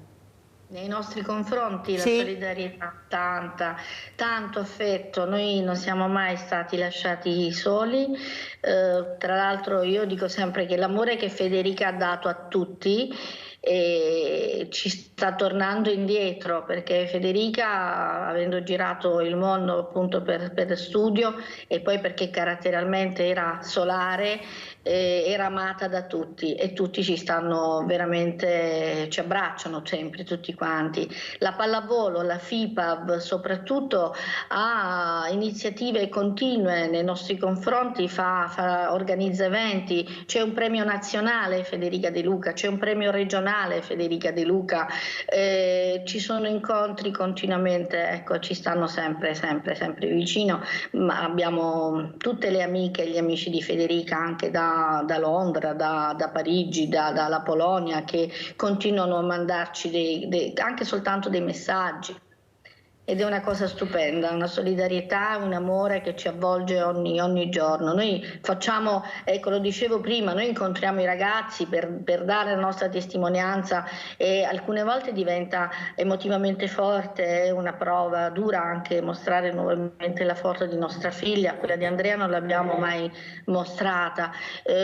Però abbiamo un ritorno molto molto bello, ecco, i ragazzi e le ragazze, la gente ci dà tantissimo. E poi un'altra cosa che noi facciamo è beneficenza. In nome di Federica e Andrea avete visto delle foto, qui all'ospedale abbiamo donato delle poltrone, portiamo i bambini al cinema, a teatro, abbiamo una collaborazione con alcune associazioni, facciamo queste cose, quindi siamo avvolti da tanto amore, ecco.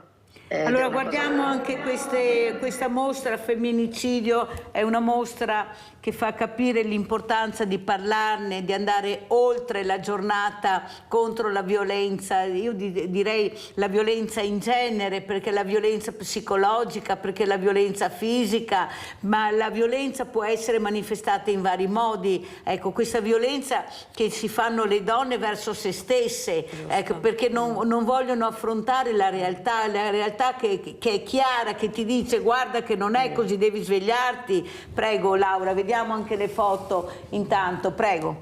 Sì, effettivamente è proprio uno svegliarsi.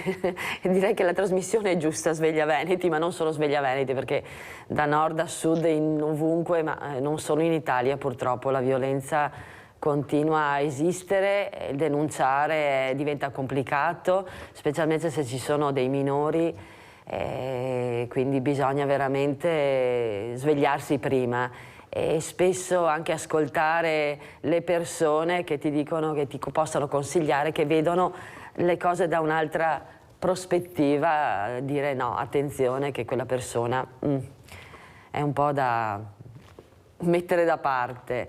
Io ho avuto anche tanta solidarietà dalle forze dell'ordine che mi hanno aiutato e tuttora, diciamo, attraverso WhatsApp mi chiedono va tutto bene, eccetera, quindi continua questa solidarietà.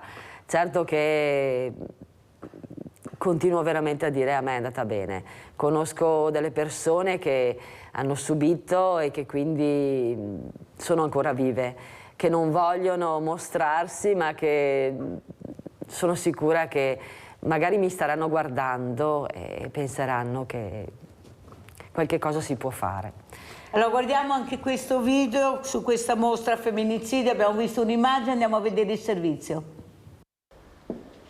I volti di 700 donne uccise da mariti, compagni, padri o sfruttatori e poi la lunga lista di madri ammazzate dai figli. A Treviso fino a sabato i ritratti delle vittime di violenza in Italia dal 2015 a oggi. Bambine, giovani ragazze, donne, anziane, oltre 60 i delitti consumati in Veneto. A curare l'esposizione, una chiocciola illuminata allestita a Palazzo dei 300, l'artista veneziana Paola Volpato in collaborazione con Comune e Commissione Pari Opportunità. Non amo moltissimo l'esibizione di sangue, le cose retoriche, le cose forse a volte si vede troppo, no? Questo aspetto dell'esibizione della violenza. Invece credo che sia molto importante vedere, diciamo, la sequenza proprio delle persone che non ci sono più. Questo è sufficiente per illuminare come stanno le cose. Franca Fava e Fiorella Sandre bruciate vive a Castagnole di Paese, Elisa Campeol accoltellata sul Piave a Moriago, Sofia Melnik gettata in un dirupo sul Grappa e l'elenco tragicamente lungo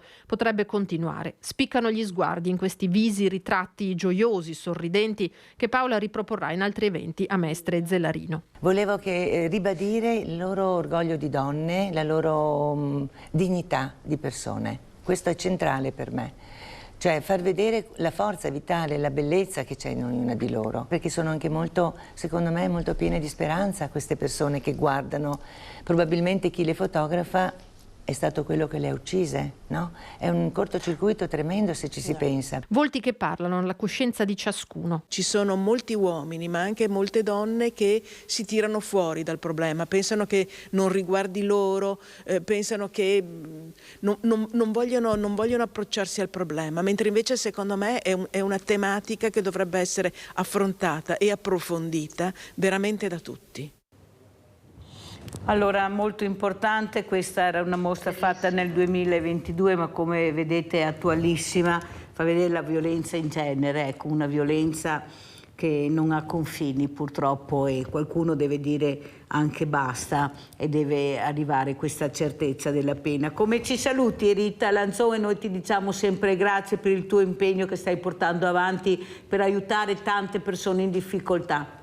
Grazie a voi, vi saluto e ho fiducia nella giustizia sempre e quindi noi ci dobbiamo impegnare ad andare avanti, lottare, denunciare, scappare e poi affidarci alla giustizia con tempi più brevi. Io vi saluto e vi ringrazio per l'ospitalità e per l'opportunità che mi avete dato.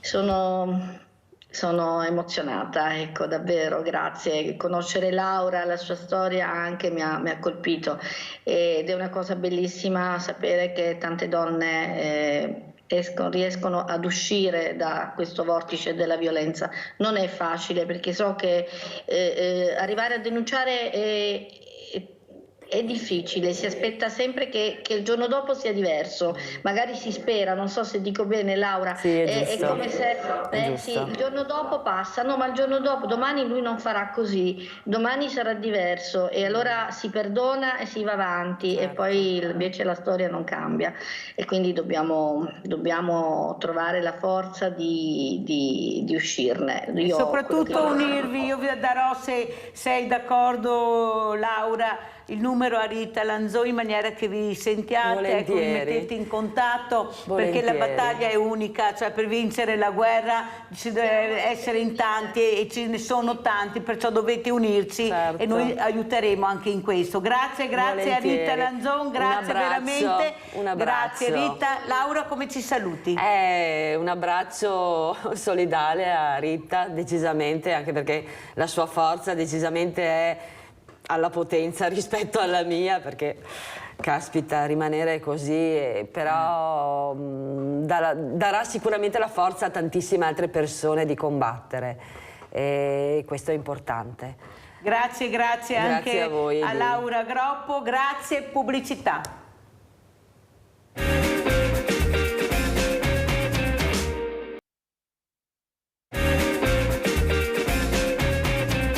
E presento altri due graditi ospiti. Abbiamo in presenza Ennio Bigliato, Presidente Associazione Nazionale Italiana Mobilità. Grazie Ennio di essere qui con noi. Abbiamo collegata Claudia De Marco, Presidente Federconsumatori Treviso. Buongiorno Presidente, grazie anche a lei di essere qui. Buongiorno Mirella, buongiorno a tutti. Allora partiamo proprio con lei Presidente, perché le notizie che arrivano non sono buone per niente, questi prezzi, ci mancava anche quello che è successo in Emilia Romagna, cosa succederà, cosa ci racconta Presidente De Marco? Volevo partire da un dato diverso, nel senso che dell'inflazione sappiamo un po' tutti, ma l'Istat misura anche un altro indice che è molto importante, e è quello della fiducia dei consumatori e delle imprese. E prima del periodo Covid questo dato si aggirava intorno al 45%, poi nel 2020 come potete immaginare insomma è sceso al 33%, e nel corso del 2021 poi è salito al 47%, adesso si attesta al 40%. Che cosa significa questo? Che gli italiani non vedono più un futuro positivo davanti a loro. E, dobbiamo tenere presente che questa inflazione galoppante, come veniva ricordato proprio adesso, voglio dire, ad aprile segna ancora un 8,2%, quindi con conseguenze di aumenti per 2.400 euro a famiglia su base annua, porta ulteriori disuguaglianze fra territori e fra gruppi sociali di persona. Qualche altro dato, giusto per inquadrare il periodo che stiamo vivendo. L'81% delle persone ha paura di non riuscire a pagare qualche spesa imprevista, il 42% di non riuscire a pagare le bollette, il 30% di non poter sostenere spese mediche o cure dentarie, oppure di fare un acquisto importante come può essere quello della sostituzione di un elettrodomestico che magari si è rotto. Il 58% della popolazione vede la propria posizione sociale in caduta, e oltre il 60%, questo forse è il dato più grave se vogliamo fare una classifica, ritiene che i propri figli non avranno un futuro migliore del proprio. E sono dei dati estremamente gravi che rispecchiano purtroppo l'andamento di questi ultimi anni, caratterizzato da crisi dopo crisi, e le ricadute sono sotto gli occhi di tutti noi, nel senso che anche presso i nostri sportelli noi abbiamo sempre più cittadini che vengono in associazione perché con richieste d'aiuto perché non riescono a pagare le bollette, non solo luce e gas ma anche le altre, oppure perché non riescono a far fronte alla rata del mutuo. Quindi è una situazione gravissima da un punto di vista economico, ma anche sociale, perché questo non vedere futuro ovviamente ha ulteriori ricadute su tutti noi. Presidente, inflazione, ma si parla poco oppure non si vuol vedere la speculazione o i speculatori, dove a volte abbiamo nomi e cognomi di chi sono e cosa stanno facendo, eppure si fa fatica a intaccare, ecco, queste figure. Il perché è logico, perché di mezzo c'è sempre la politica, una politica che si nasconde dietro un cerino, ma ormai il cittadino l'ha capito, il consumatore l'ha capito, non è più così sprovveduto, grazie anche a voi, alle vostre associazioni. Però non ne vieni al dunque, perché? Perché non hai le armi per combattere. Ma un paese, Presidente, come può sopravvivere se un 30% produce e un 70% mangia e non produce? Quanto possiamo continuare? I dati che lei ha dato sono eloquenti, parlano da soli, sono dati che non possono essere contestati. Eppure c'è un silenzio assordante di non capire che qualcosa non funzionerà. Non serve aspettare molto tempo, basta aspettare e il paese crollerà se non danno una svolta. O sbaglio, Presidente De Marco? No, mi ha colpito rispetto anche agli interventi degli ospiti di prima, il fatto che uno possa pensare domani andrà meglio, certo su una questione completamente diversa, come se domani, pur non affrontando le questioni, queste si possano risolvere da sole. Non è così, servono degli interventi strutturali, cosa che chiediamo da tempo, su vari settori, da quello energetico a quello della filiera alimentare, perché questa speculazione è fortissima, non solo nell'ambito del mercato della luce e del gas, andiamo un po' così generalizzando, ma è fortissimo anche sull'agroalimentare. Noi scontiamo una assenza di politica di fatto sulla filiera, ne parlavamo anche l'ultima volta insieme, insomma, proprio qui in trasmissione, cioè dal produttore al consumatore ci sono tantissimi passaggi e chi paga di fatto le conseguenze di questo mercato malato, mi verrebbe da dire, perché non ci sono dei controlli seri sull'andamento dei prezzi, sono alla fine chi sta all'inizio e alla coda della catena, quindi il produttore e il consumatore. Inoltre il settore alimentare paga doppiamente gli aumenti dei beni energetici, nel senso che anche la produzione e la lavorazione dei beni primari e poi il trasporto sono diventati molto più costosi. Quello che riteniamo come associazione dei consumatori è che ci debba essere un maggior controllo sia centralizzato ma anche legato alle prefetture, quindi sul territorio, e che abbiano poteri non solo di verifica e diciamo così statistici, ma che abbiano poteri sanzionatori, perché altrimenti, come diceva lei, non ne usciamo e le persone sono stremate, perché ricordiamo sono 3 anni abbondanti che si seguono crisi dopo crisi. Allora sentiamo anche Ennio Bigliato, anche lui consumatore, anche con grandi difficoltà a volte anche solo per fare la spesa, per uscire di casa, perché parliamo di barriere architettoniche, visto che dobbiamo parlare sempre di tutto in questa trasmissione, parliamo anche di questo, perché si è fatto sì ma poco rispetto a quello che si sarebbe potuto fare, visto anche gli strumenti e anche i soldi che sembra che ci siano, perché più di qualche politico sta dichiarando guardate che non mancano soldi. Allora dove sta la verità? Ennio, e cosa vuoi dire? Allora, intanto buongiorno a tutti.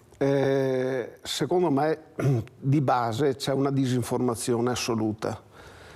Mi spiego meglio.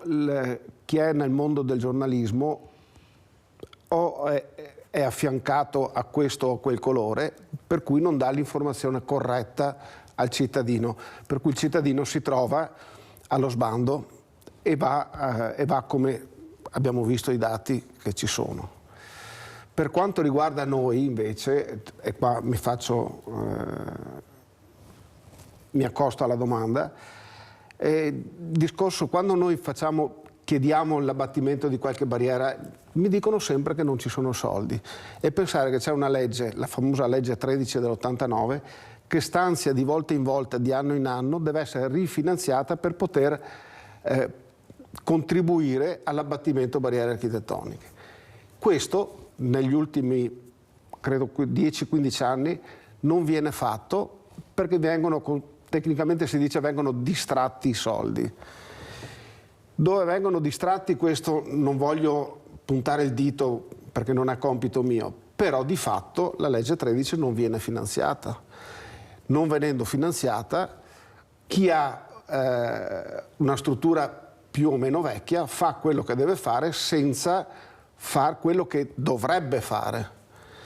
Per cui ci ritroviamo ad andare avanti sempre con lotte che dopo oltre 30 anni che è in vigore questa legge, credo che se avessimo lavorato bene non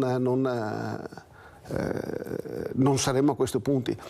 Pensa che, e qua metto un inciso proprio, parlavo proprio ieri con il sindaco del mio paese, c'è una legge del, credo, 93-94, adesso non posso saperle tutte, comunque, che parla di il piano PEBA, che è piano eliminazione barriere architettoniche.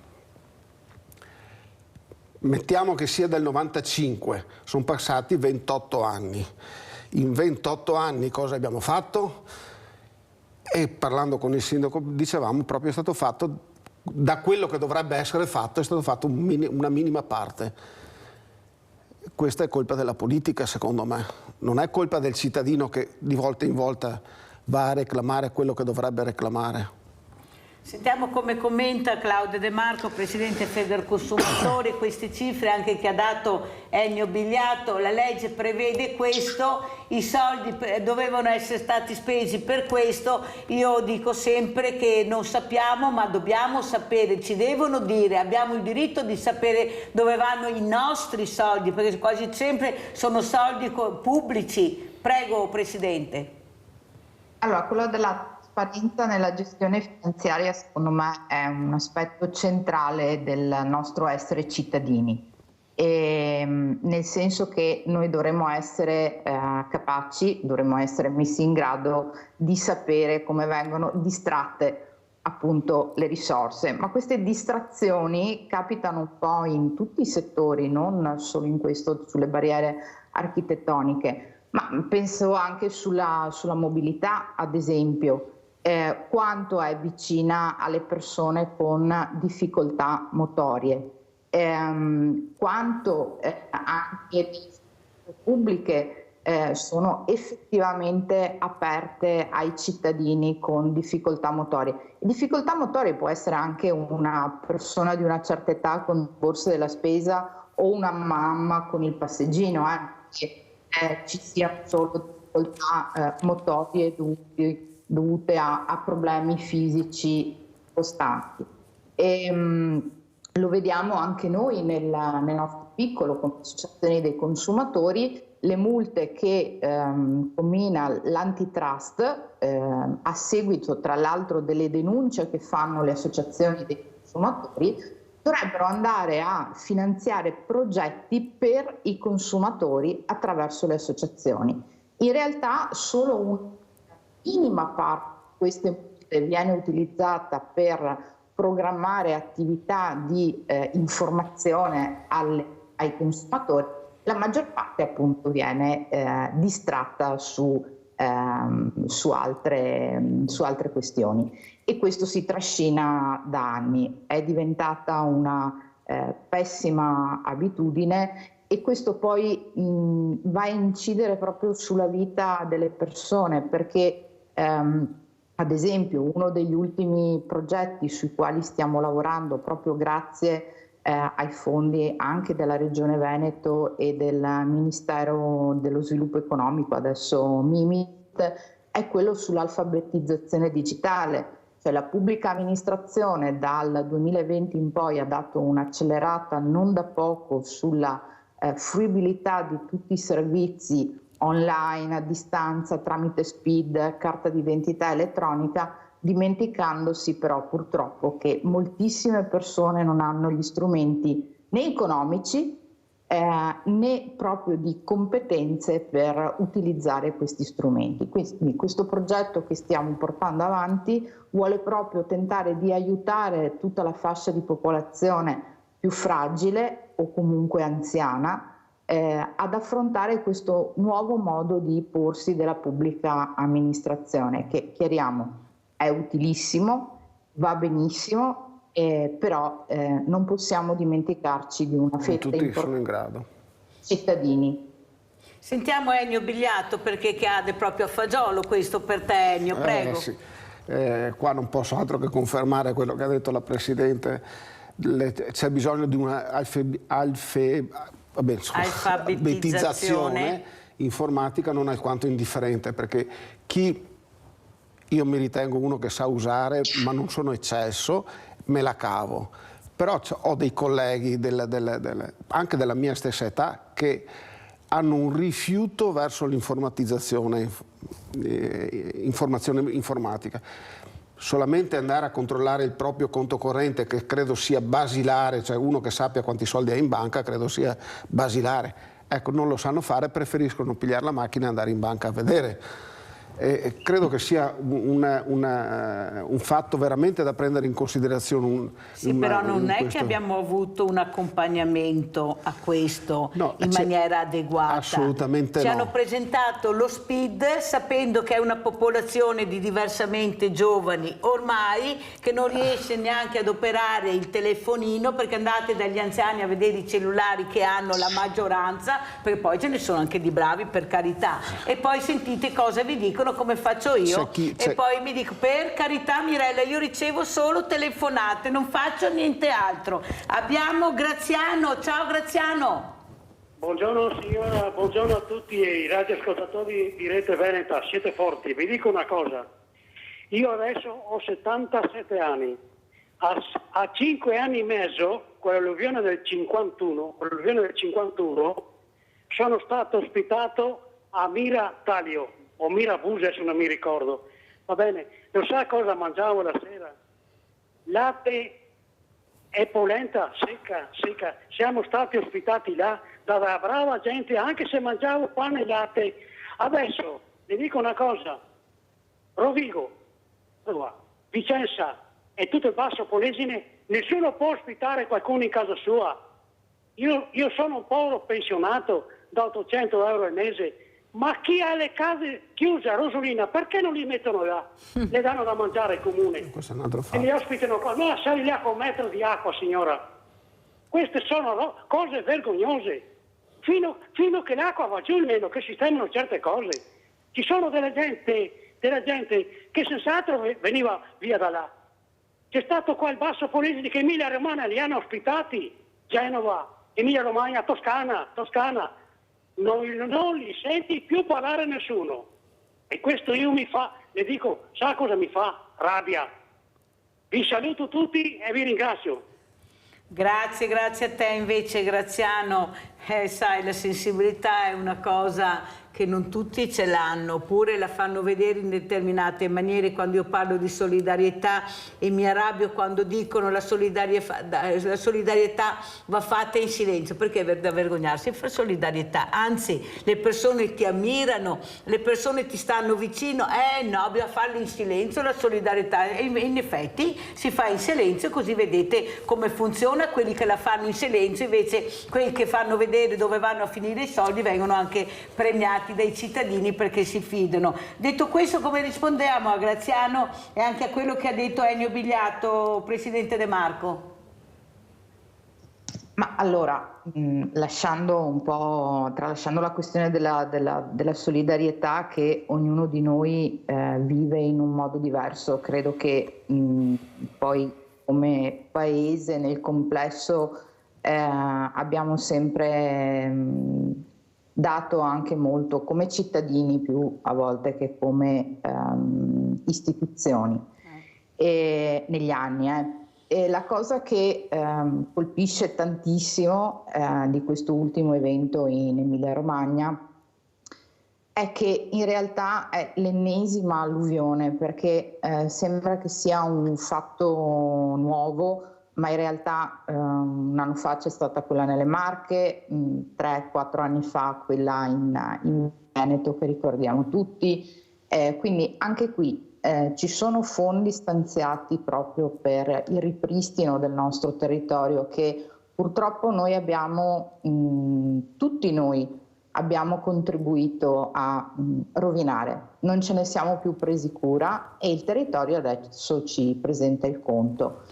Quindi non è che possiamo continuare a parlare di emergenze. Emergenza è un fatto apicale, ma quando l'emergenza diventa sostanzialmente quotidianità, allora è un fatto che va affrontato in modo diverso, cioè prevenendo, non andando poi a raccogliere i cocci e vediamo insomma la drammaticità delle immagini anche che arrivano e che sono arrivate in questi anni dai vari territori italiani che hanno subito crisi di questo tipo, penso anche a Ischia, insomma non è una questione di Emilia, Veneto, Campania eccetera, abbiamo un territorio dissestato e anche qui ci vorrebbe una politica di lungo sguardo, cosa che negli ultimi anni non c'è affatto stata.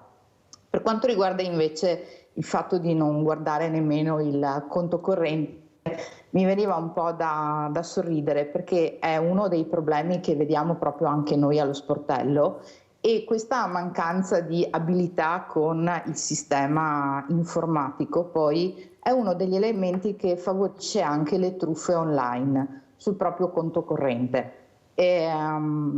Sono per carità professionisti della truffa, li chiamerei, però c'è anche una compartecipazione, mettiamola così, nostra e di mancanza di attenzione e di distrazione anche in questo caso e di poco utilizzo magari delle risorse informatiche che dovremmo saper utilizzare quotidianamente. È importante questo aspetto perché coinvolge non solo i nostri rapporti con la pubblica amministrazione piuttosto che prenotarci gli esami all'ospedale eccetera, ma investe anche aspetti economici perché poi noi appunto su queste truffe vediamo ammanchi sul proprio conto corrente di migliaia e migliaia di euro e non è sempre facile o possibile poi far valere i propri diritti e riuscire a recuperare queste somme che molto spesso rappresentano la quasi totalità dei propri risparmi. Quindi oltre a un'alfabetizzazione digitale c'è anche un'alfabetizzazione, mettiamola così, finanziaria per la quale noi dovremmo prestare grandissima attenzione anche agli aspetti di verifica del nostro corrente, delle spese bancarie, delle spese di mutuo, perché questo è un altro tema che insomma in questo periodo ci sta dando tanto da fare. Allora Presidente, io parlerei adesso anche di un altro tema, adesso ci sono le ciliegie, ieri volevo parlarne proprio con lei, ho visto le ciliegie da un fruttivendolo a 15 euro al chilo e dopo ho trovato diversi baldacchini che vendevano le ciliegie di Marostica, produzione proprio lungo la strada. Allora la mia domanda è anche questa, che controllo c'è su questi, perché un negozio ha problemi, l'affitto, lo scontrino e tutto quello che segue. All'improvviso un colpo le fragole, un colpo le ciliegie, un colpo i meloni, le arance, vedi di tutto e di più. Ecco, come si deve comportare il consumatore e che controlli ci sono in questo? Allora, i controlli, come dicevo prima, di filiera sono pochissimi. Allora, un conto è che il produttore venda direttamente la sua produzione e anche tutte le iniziative di campagna amica, Coldiretti, mercati a chilometro zero, sono tutte iniziative volte proprio ad avvicinare il consumatore al produttore e lì è un contesto. Non ci sono però una serie di controlli secondo noi sul complesso della come dicevo. E per carità, poi è comprensibile che dal produttore al consumatore che acquista in negozio ci sia una decisa differenza, ma arrivare a 15 euro per le ciliegie è vero che sono una primizia al momento, però insomma mi sembra eccessivo, soprattutto considerato quanto potrebbero essere state pagate quelle stesse ciliegie al produttore. E quello che noi chiediamo appunto è un maggior controllo da consumatori, ad esempio l'utilizzo di frutta e verdura di stagione o l'acquisto presso i produttori quando questo è possibile, è un elemento che può avere un impatto non solo economico ma anche appunto sociale, di rispetto anche ambientale, perché la zucchina che arriva a gennaio dagli antipodi ovviamente ha un impatto per costi di trasporto ma anche di inquinamento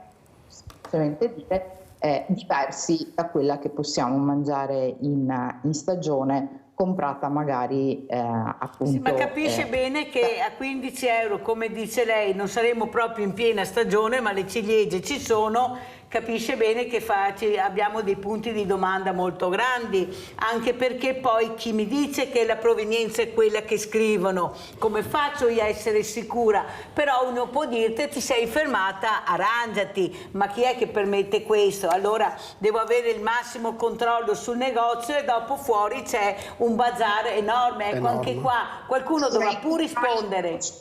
Sulla zona di produzione, su queste cose qui, questi vengono fatti, nel senso che vediamo costantemente insomma che a seguito di indagini fatte dai NAS ad esempio vengono sequestrati partite intere di vino piuttosto che prosciutto, formaggio eccetera, che si fregia magari di un marchio di qualità, DOP ad esempio, o di OCG o DOC per quanto riguarda i vini, mentre invece non sono assolutamente quello che recano in etichetta o sul marchio. Quindi le frodi vere e proprie alimentari vediamo che vengono scoperte. Diverso è magari quella zona grigia e di verifica dei prezzi sulla quale invece non c'è il controllo che noi auspichiamo. Ecco, ha fatto bene a dirlo, perché abbiamo ricevuto anche delle telefonate, ad esempio anche del riso, aumentato in maniera incredibile, e non è il riso che è stato appena veramente messo nei sacchetti, ma chissà da quando viene quel riso là. E giustamente la nostra Nadia che ha chiamato ha detto: come si fa ad avere il riso a quel prezzo là? E perché, come dice lei, ognuno può fare quello che vuole, perché tanto prima che arrivino i controlli, o se arriveranno, ce ne passa del tempo. Allora io direi adesso però di andare a vedere anche quello che dopo lo facciamo, perché sennò non ce la faccio coi filmati. Andiamo a vedere cosa ha fatto Ennio Bigliato, anche perché c'è un motivo perché Ennio oggi è qua. Andiamo a vedere il filmato.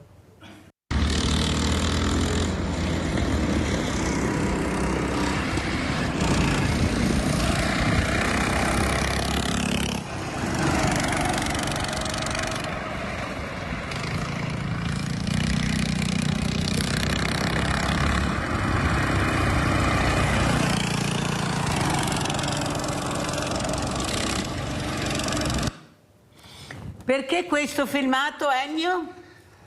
Allora, questo l'abbiamo fatto ieri alla pista azzurra di Jesolo, perché stiamo cercando con il CIP, che è il Comitato Italiano Paralimpico, che è il presidente Ruggero Vignali, che salutiamo ovviamente. È una giornata che in go-kart, cioè abbiamo contattato una ditta che ha fatto i go-kart adattati alla propria disabilità, e li abbiamo provati. Stiamo tentando di far lanciare lo sport del go-kart per disabili, che non è ancora ben attivo. C'è qualcosa, qualche sprazzo qua e là in Italia, ma in sostanza non c'è nulla che vada, non c'è un campionato, non c'è un torneo, non c'è nulla, c'è solamente qualcuno che si è inventato qualcosa e comincia a girare. Ma abbiamo le piste. Abbiamo tutte. Tra l'altro la pista azzurra questa è tra l'altro completamente accessibile, dal bagno alla mobilità, al ristorante che c'è in fianco, c'è tutto quanto. Basterebbe organizzare un pochettino. Allora, la tua speranza qual è, Ennio? È la mia speranza che riusciamo a far partire qualcosa. Ho sentito che anche la FISAPS, che è la Federazione Apposta, sta cercando di far rilanciare questo. Però, come torniamo al discorso di prima, ci vuole sempre i soldi, ci vuole il denaro, anche perché un go-kart non è che costa 100 euro, non è che costa, se per caso si spacca, c'è un meccanico, c'è dietro alla facciata di quello che abbiamo visto, c'è un'equipe che lavora. Il go-kart, ripeto, anche comprandolo lo devi adattare alla propria disabilità, perché non è che puoi salire in macchina. Se hai le gambe che non ti funzionano, come fai a accelerare o frenare? Cioè, cerchiamo di essere pratici, a me piace essere pratico, cioè mettere in pratica quello che è reale. Scusa, ma se la pista azzurra è accessibile, vuol dire che è stata pensata anche per una certa accessibilità e diversamente agili? Sì. O sbaglio? No, è perfettamente, però il go-kart generalmente è un mezzo proprio, lì c'è anche il noleggio, non ci sono, avevamo fatto a suo tempo assieme ai proprietari dei go-kart, però anche i disabili, forse il sottoscritto ha corso i tempi, perché quando ho cominciato io a fare attività pro disabili eravamo più o meno primi anni 90. E avevamo cercato di fare il go-kart adattato e tutte queste storie qua, però il disabile non usciva, era rintanato in casa, avevamo la struttura ma non funzionava, perché pur dicendo vai, corri, no, niente, ha paura, oppure i genitori spesso, parlavo anche l'altro giorno con il responsabile della federazione bocce, che sono appena tornato, che il 90% dei problemi che hanno i disabili è dato dalla famiglia. È la famiglia che lo tiene in casa, che non lascia uscire, perché se si fa male, se cade, ma ragazzi, lasciamoli andare sta gente. Se cadono, va bene, è caduto anche, sono caduto 1 miliardo di volte, ho tutte quante le mani distrutte, ma non me ne frega niente. Se tornassi indietro rifarei 100 volte di più di quello che ho fatto. So che volevi fare una domanda a Claudio De Marco, presidente Federconsumatori. Cosa volevi chiedere? Ecco, volevo fare un ragionamento, Presidente. Allora, io vado a comprare la frutta dal fruttivendolo normale e costa, faccio dei numeri a caso, 100 euro al chilo, le fragole, tanto per dire.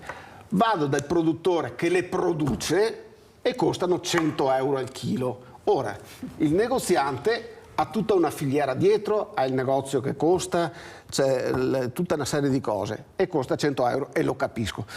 Ma il fruttivendolo che le produce, ora non dico di venderle alla metà, ma 10, 15, 20% in meno di quello che le trovo in negozio, sì, non le porta neanche in giro. Cioè, il negoziante ha le spese di trasporto, di magazzino, di frigo, di questo, di quello, di quell'altro, e costano una cifra. L'affitto, ha tutta una serie di cose che per carità giustificano, non sto dicendo che sono ladri, per carità del Signore, ma quello che dico, chi le produce e non ha una filiera alle spalle per giustificare un certo prezzo. Cioè che le prendo dal fruttivendolo e che la prendo dal produttore, mi trovo lo stesso prezzo. Non ho un incentivo per andare. Cioè io ho messo un zero in più perché adesso 100 euro, mettiamo 10 euro, sì, però quello è. Era Prego, per far capire, per far capire il ragionamento. Sentiamo come risponde.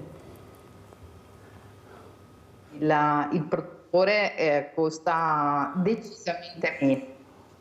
Non escludo che ci siano produttori che applichino invece delle prezzi parabili o uguali, insomma, sicuramente c'è anche altre spese alle spalle. E la miglior difesa del consumatore è quella che dicevate poco fa, e quindi informarsi, comparare e scegliere, nel senso che nel momento in cui ci troviamo davanti a situazioni simili, la miglior difesa purtroppo per il cittadino, da un punto di vista proprio individuale, insomma non di politiche generali, è quello di cambiare.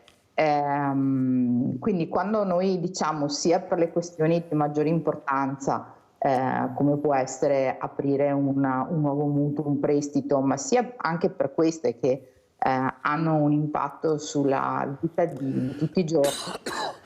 Essere informati, comparare e poi scegliere consapevolmente dove andare.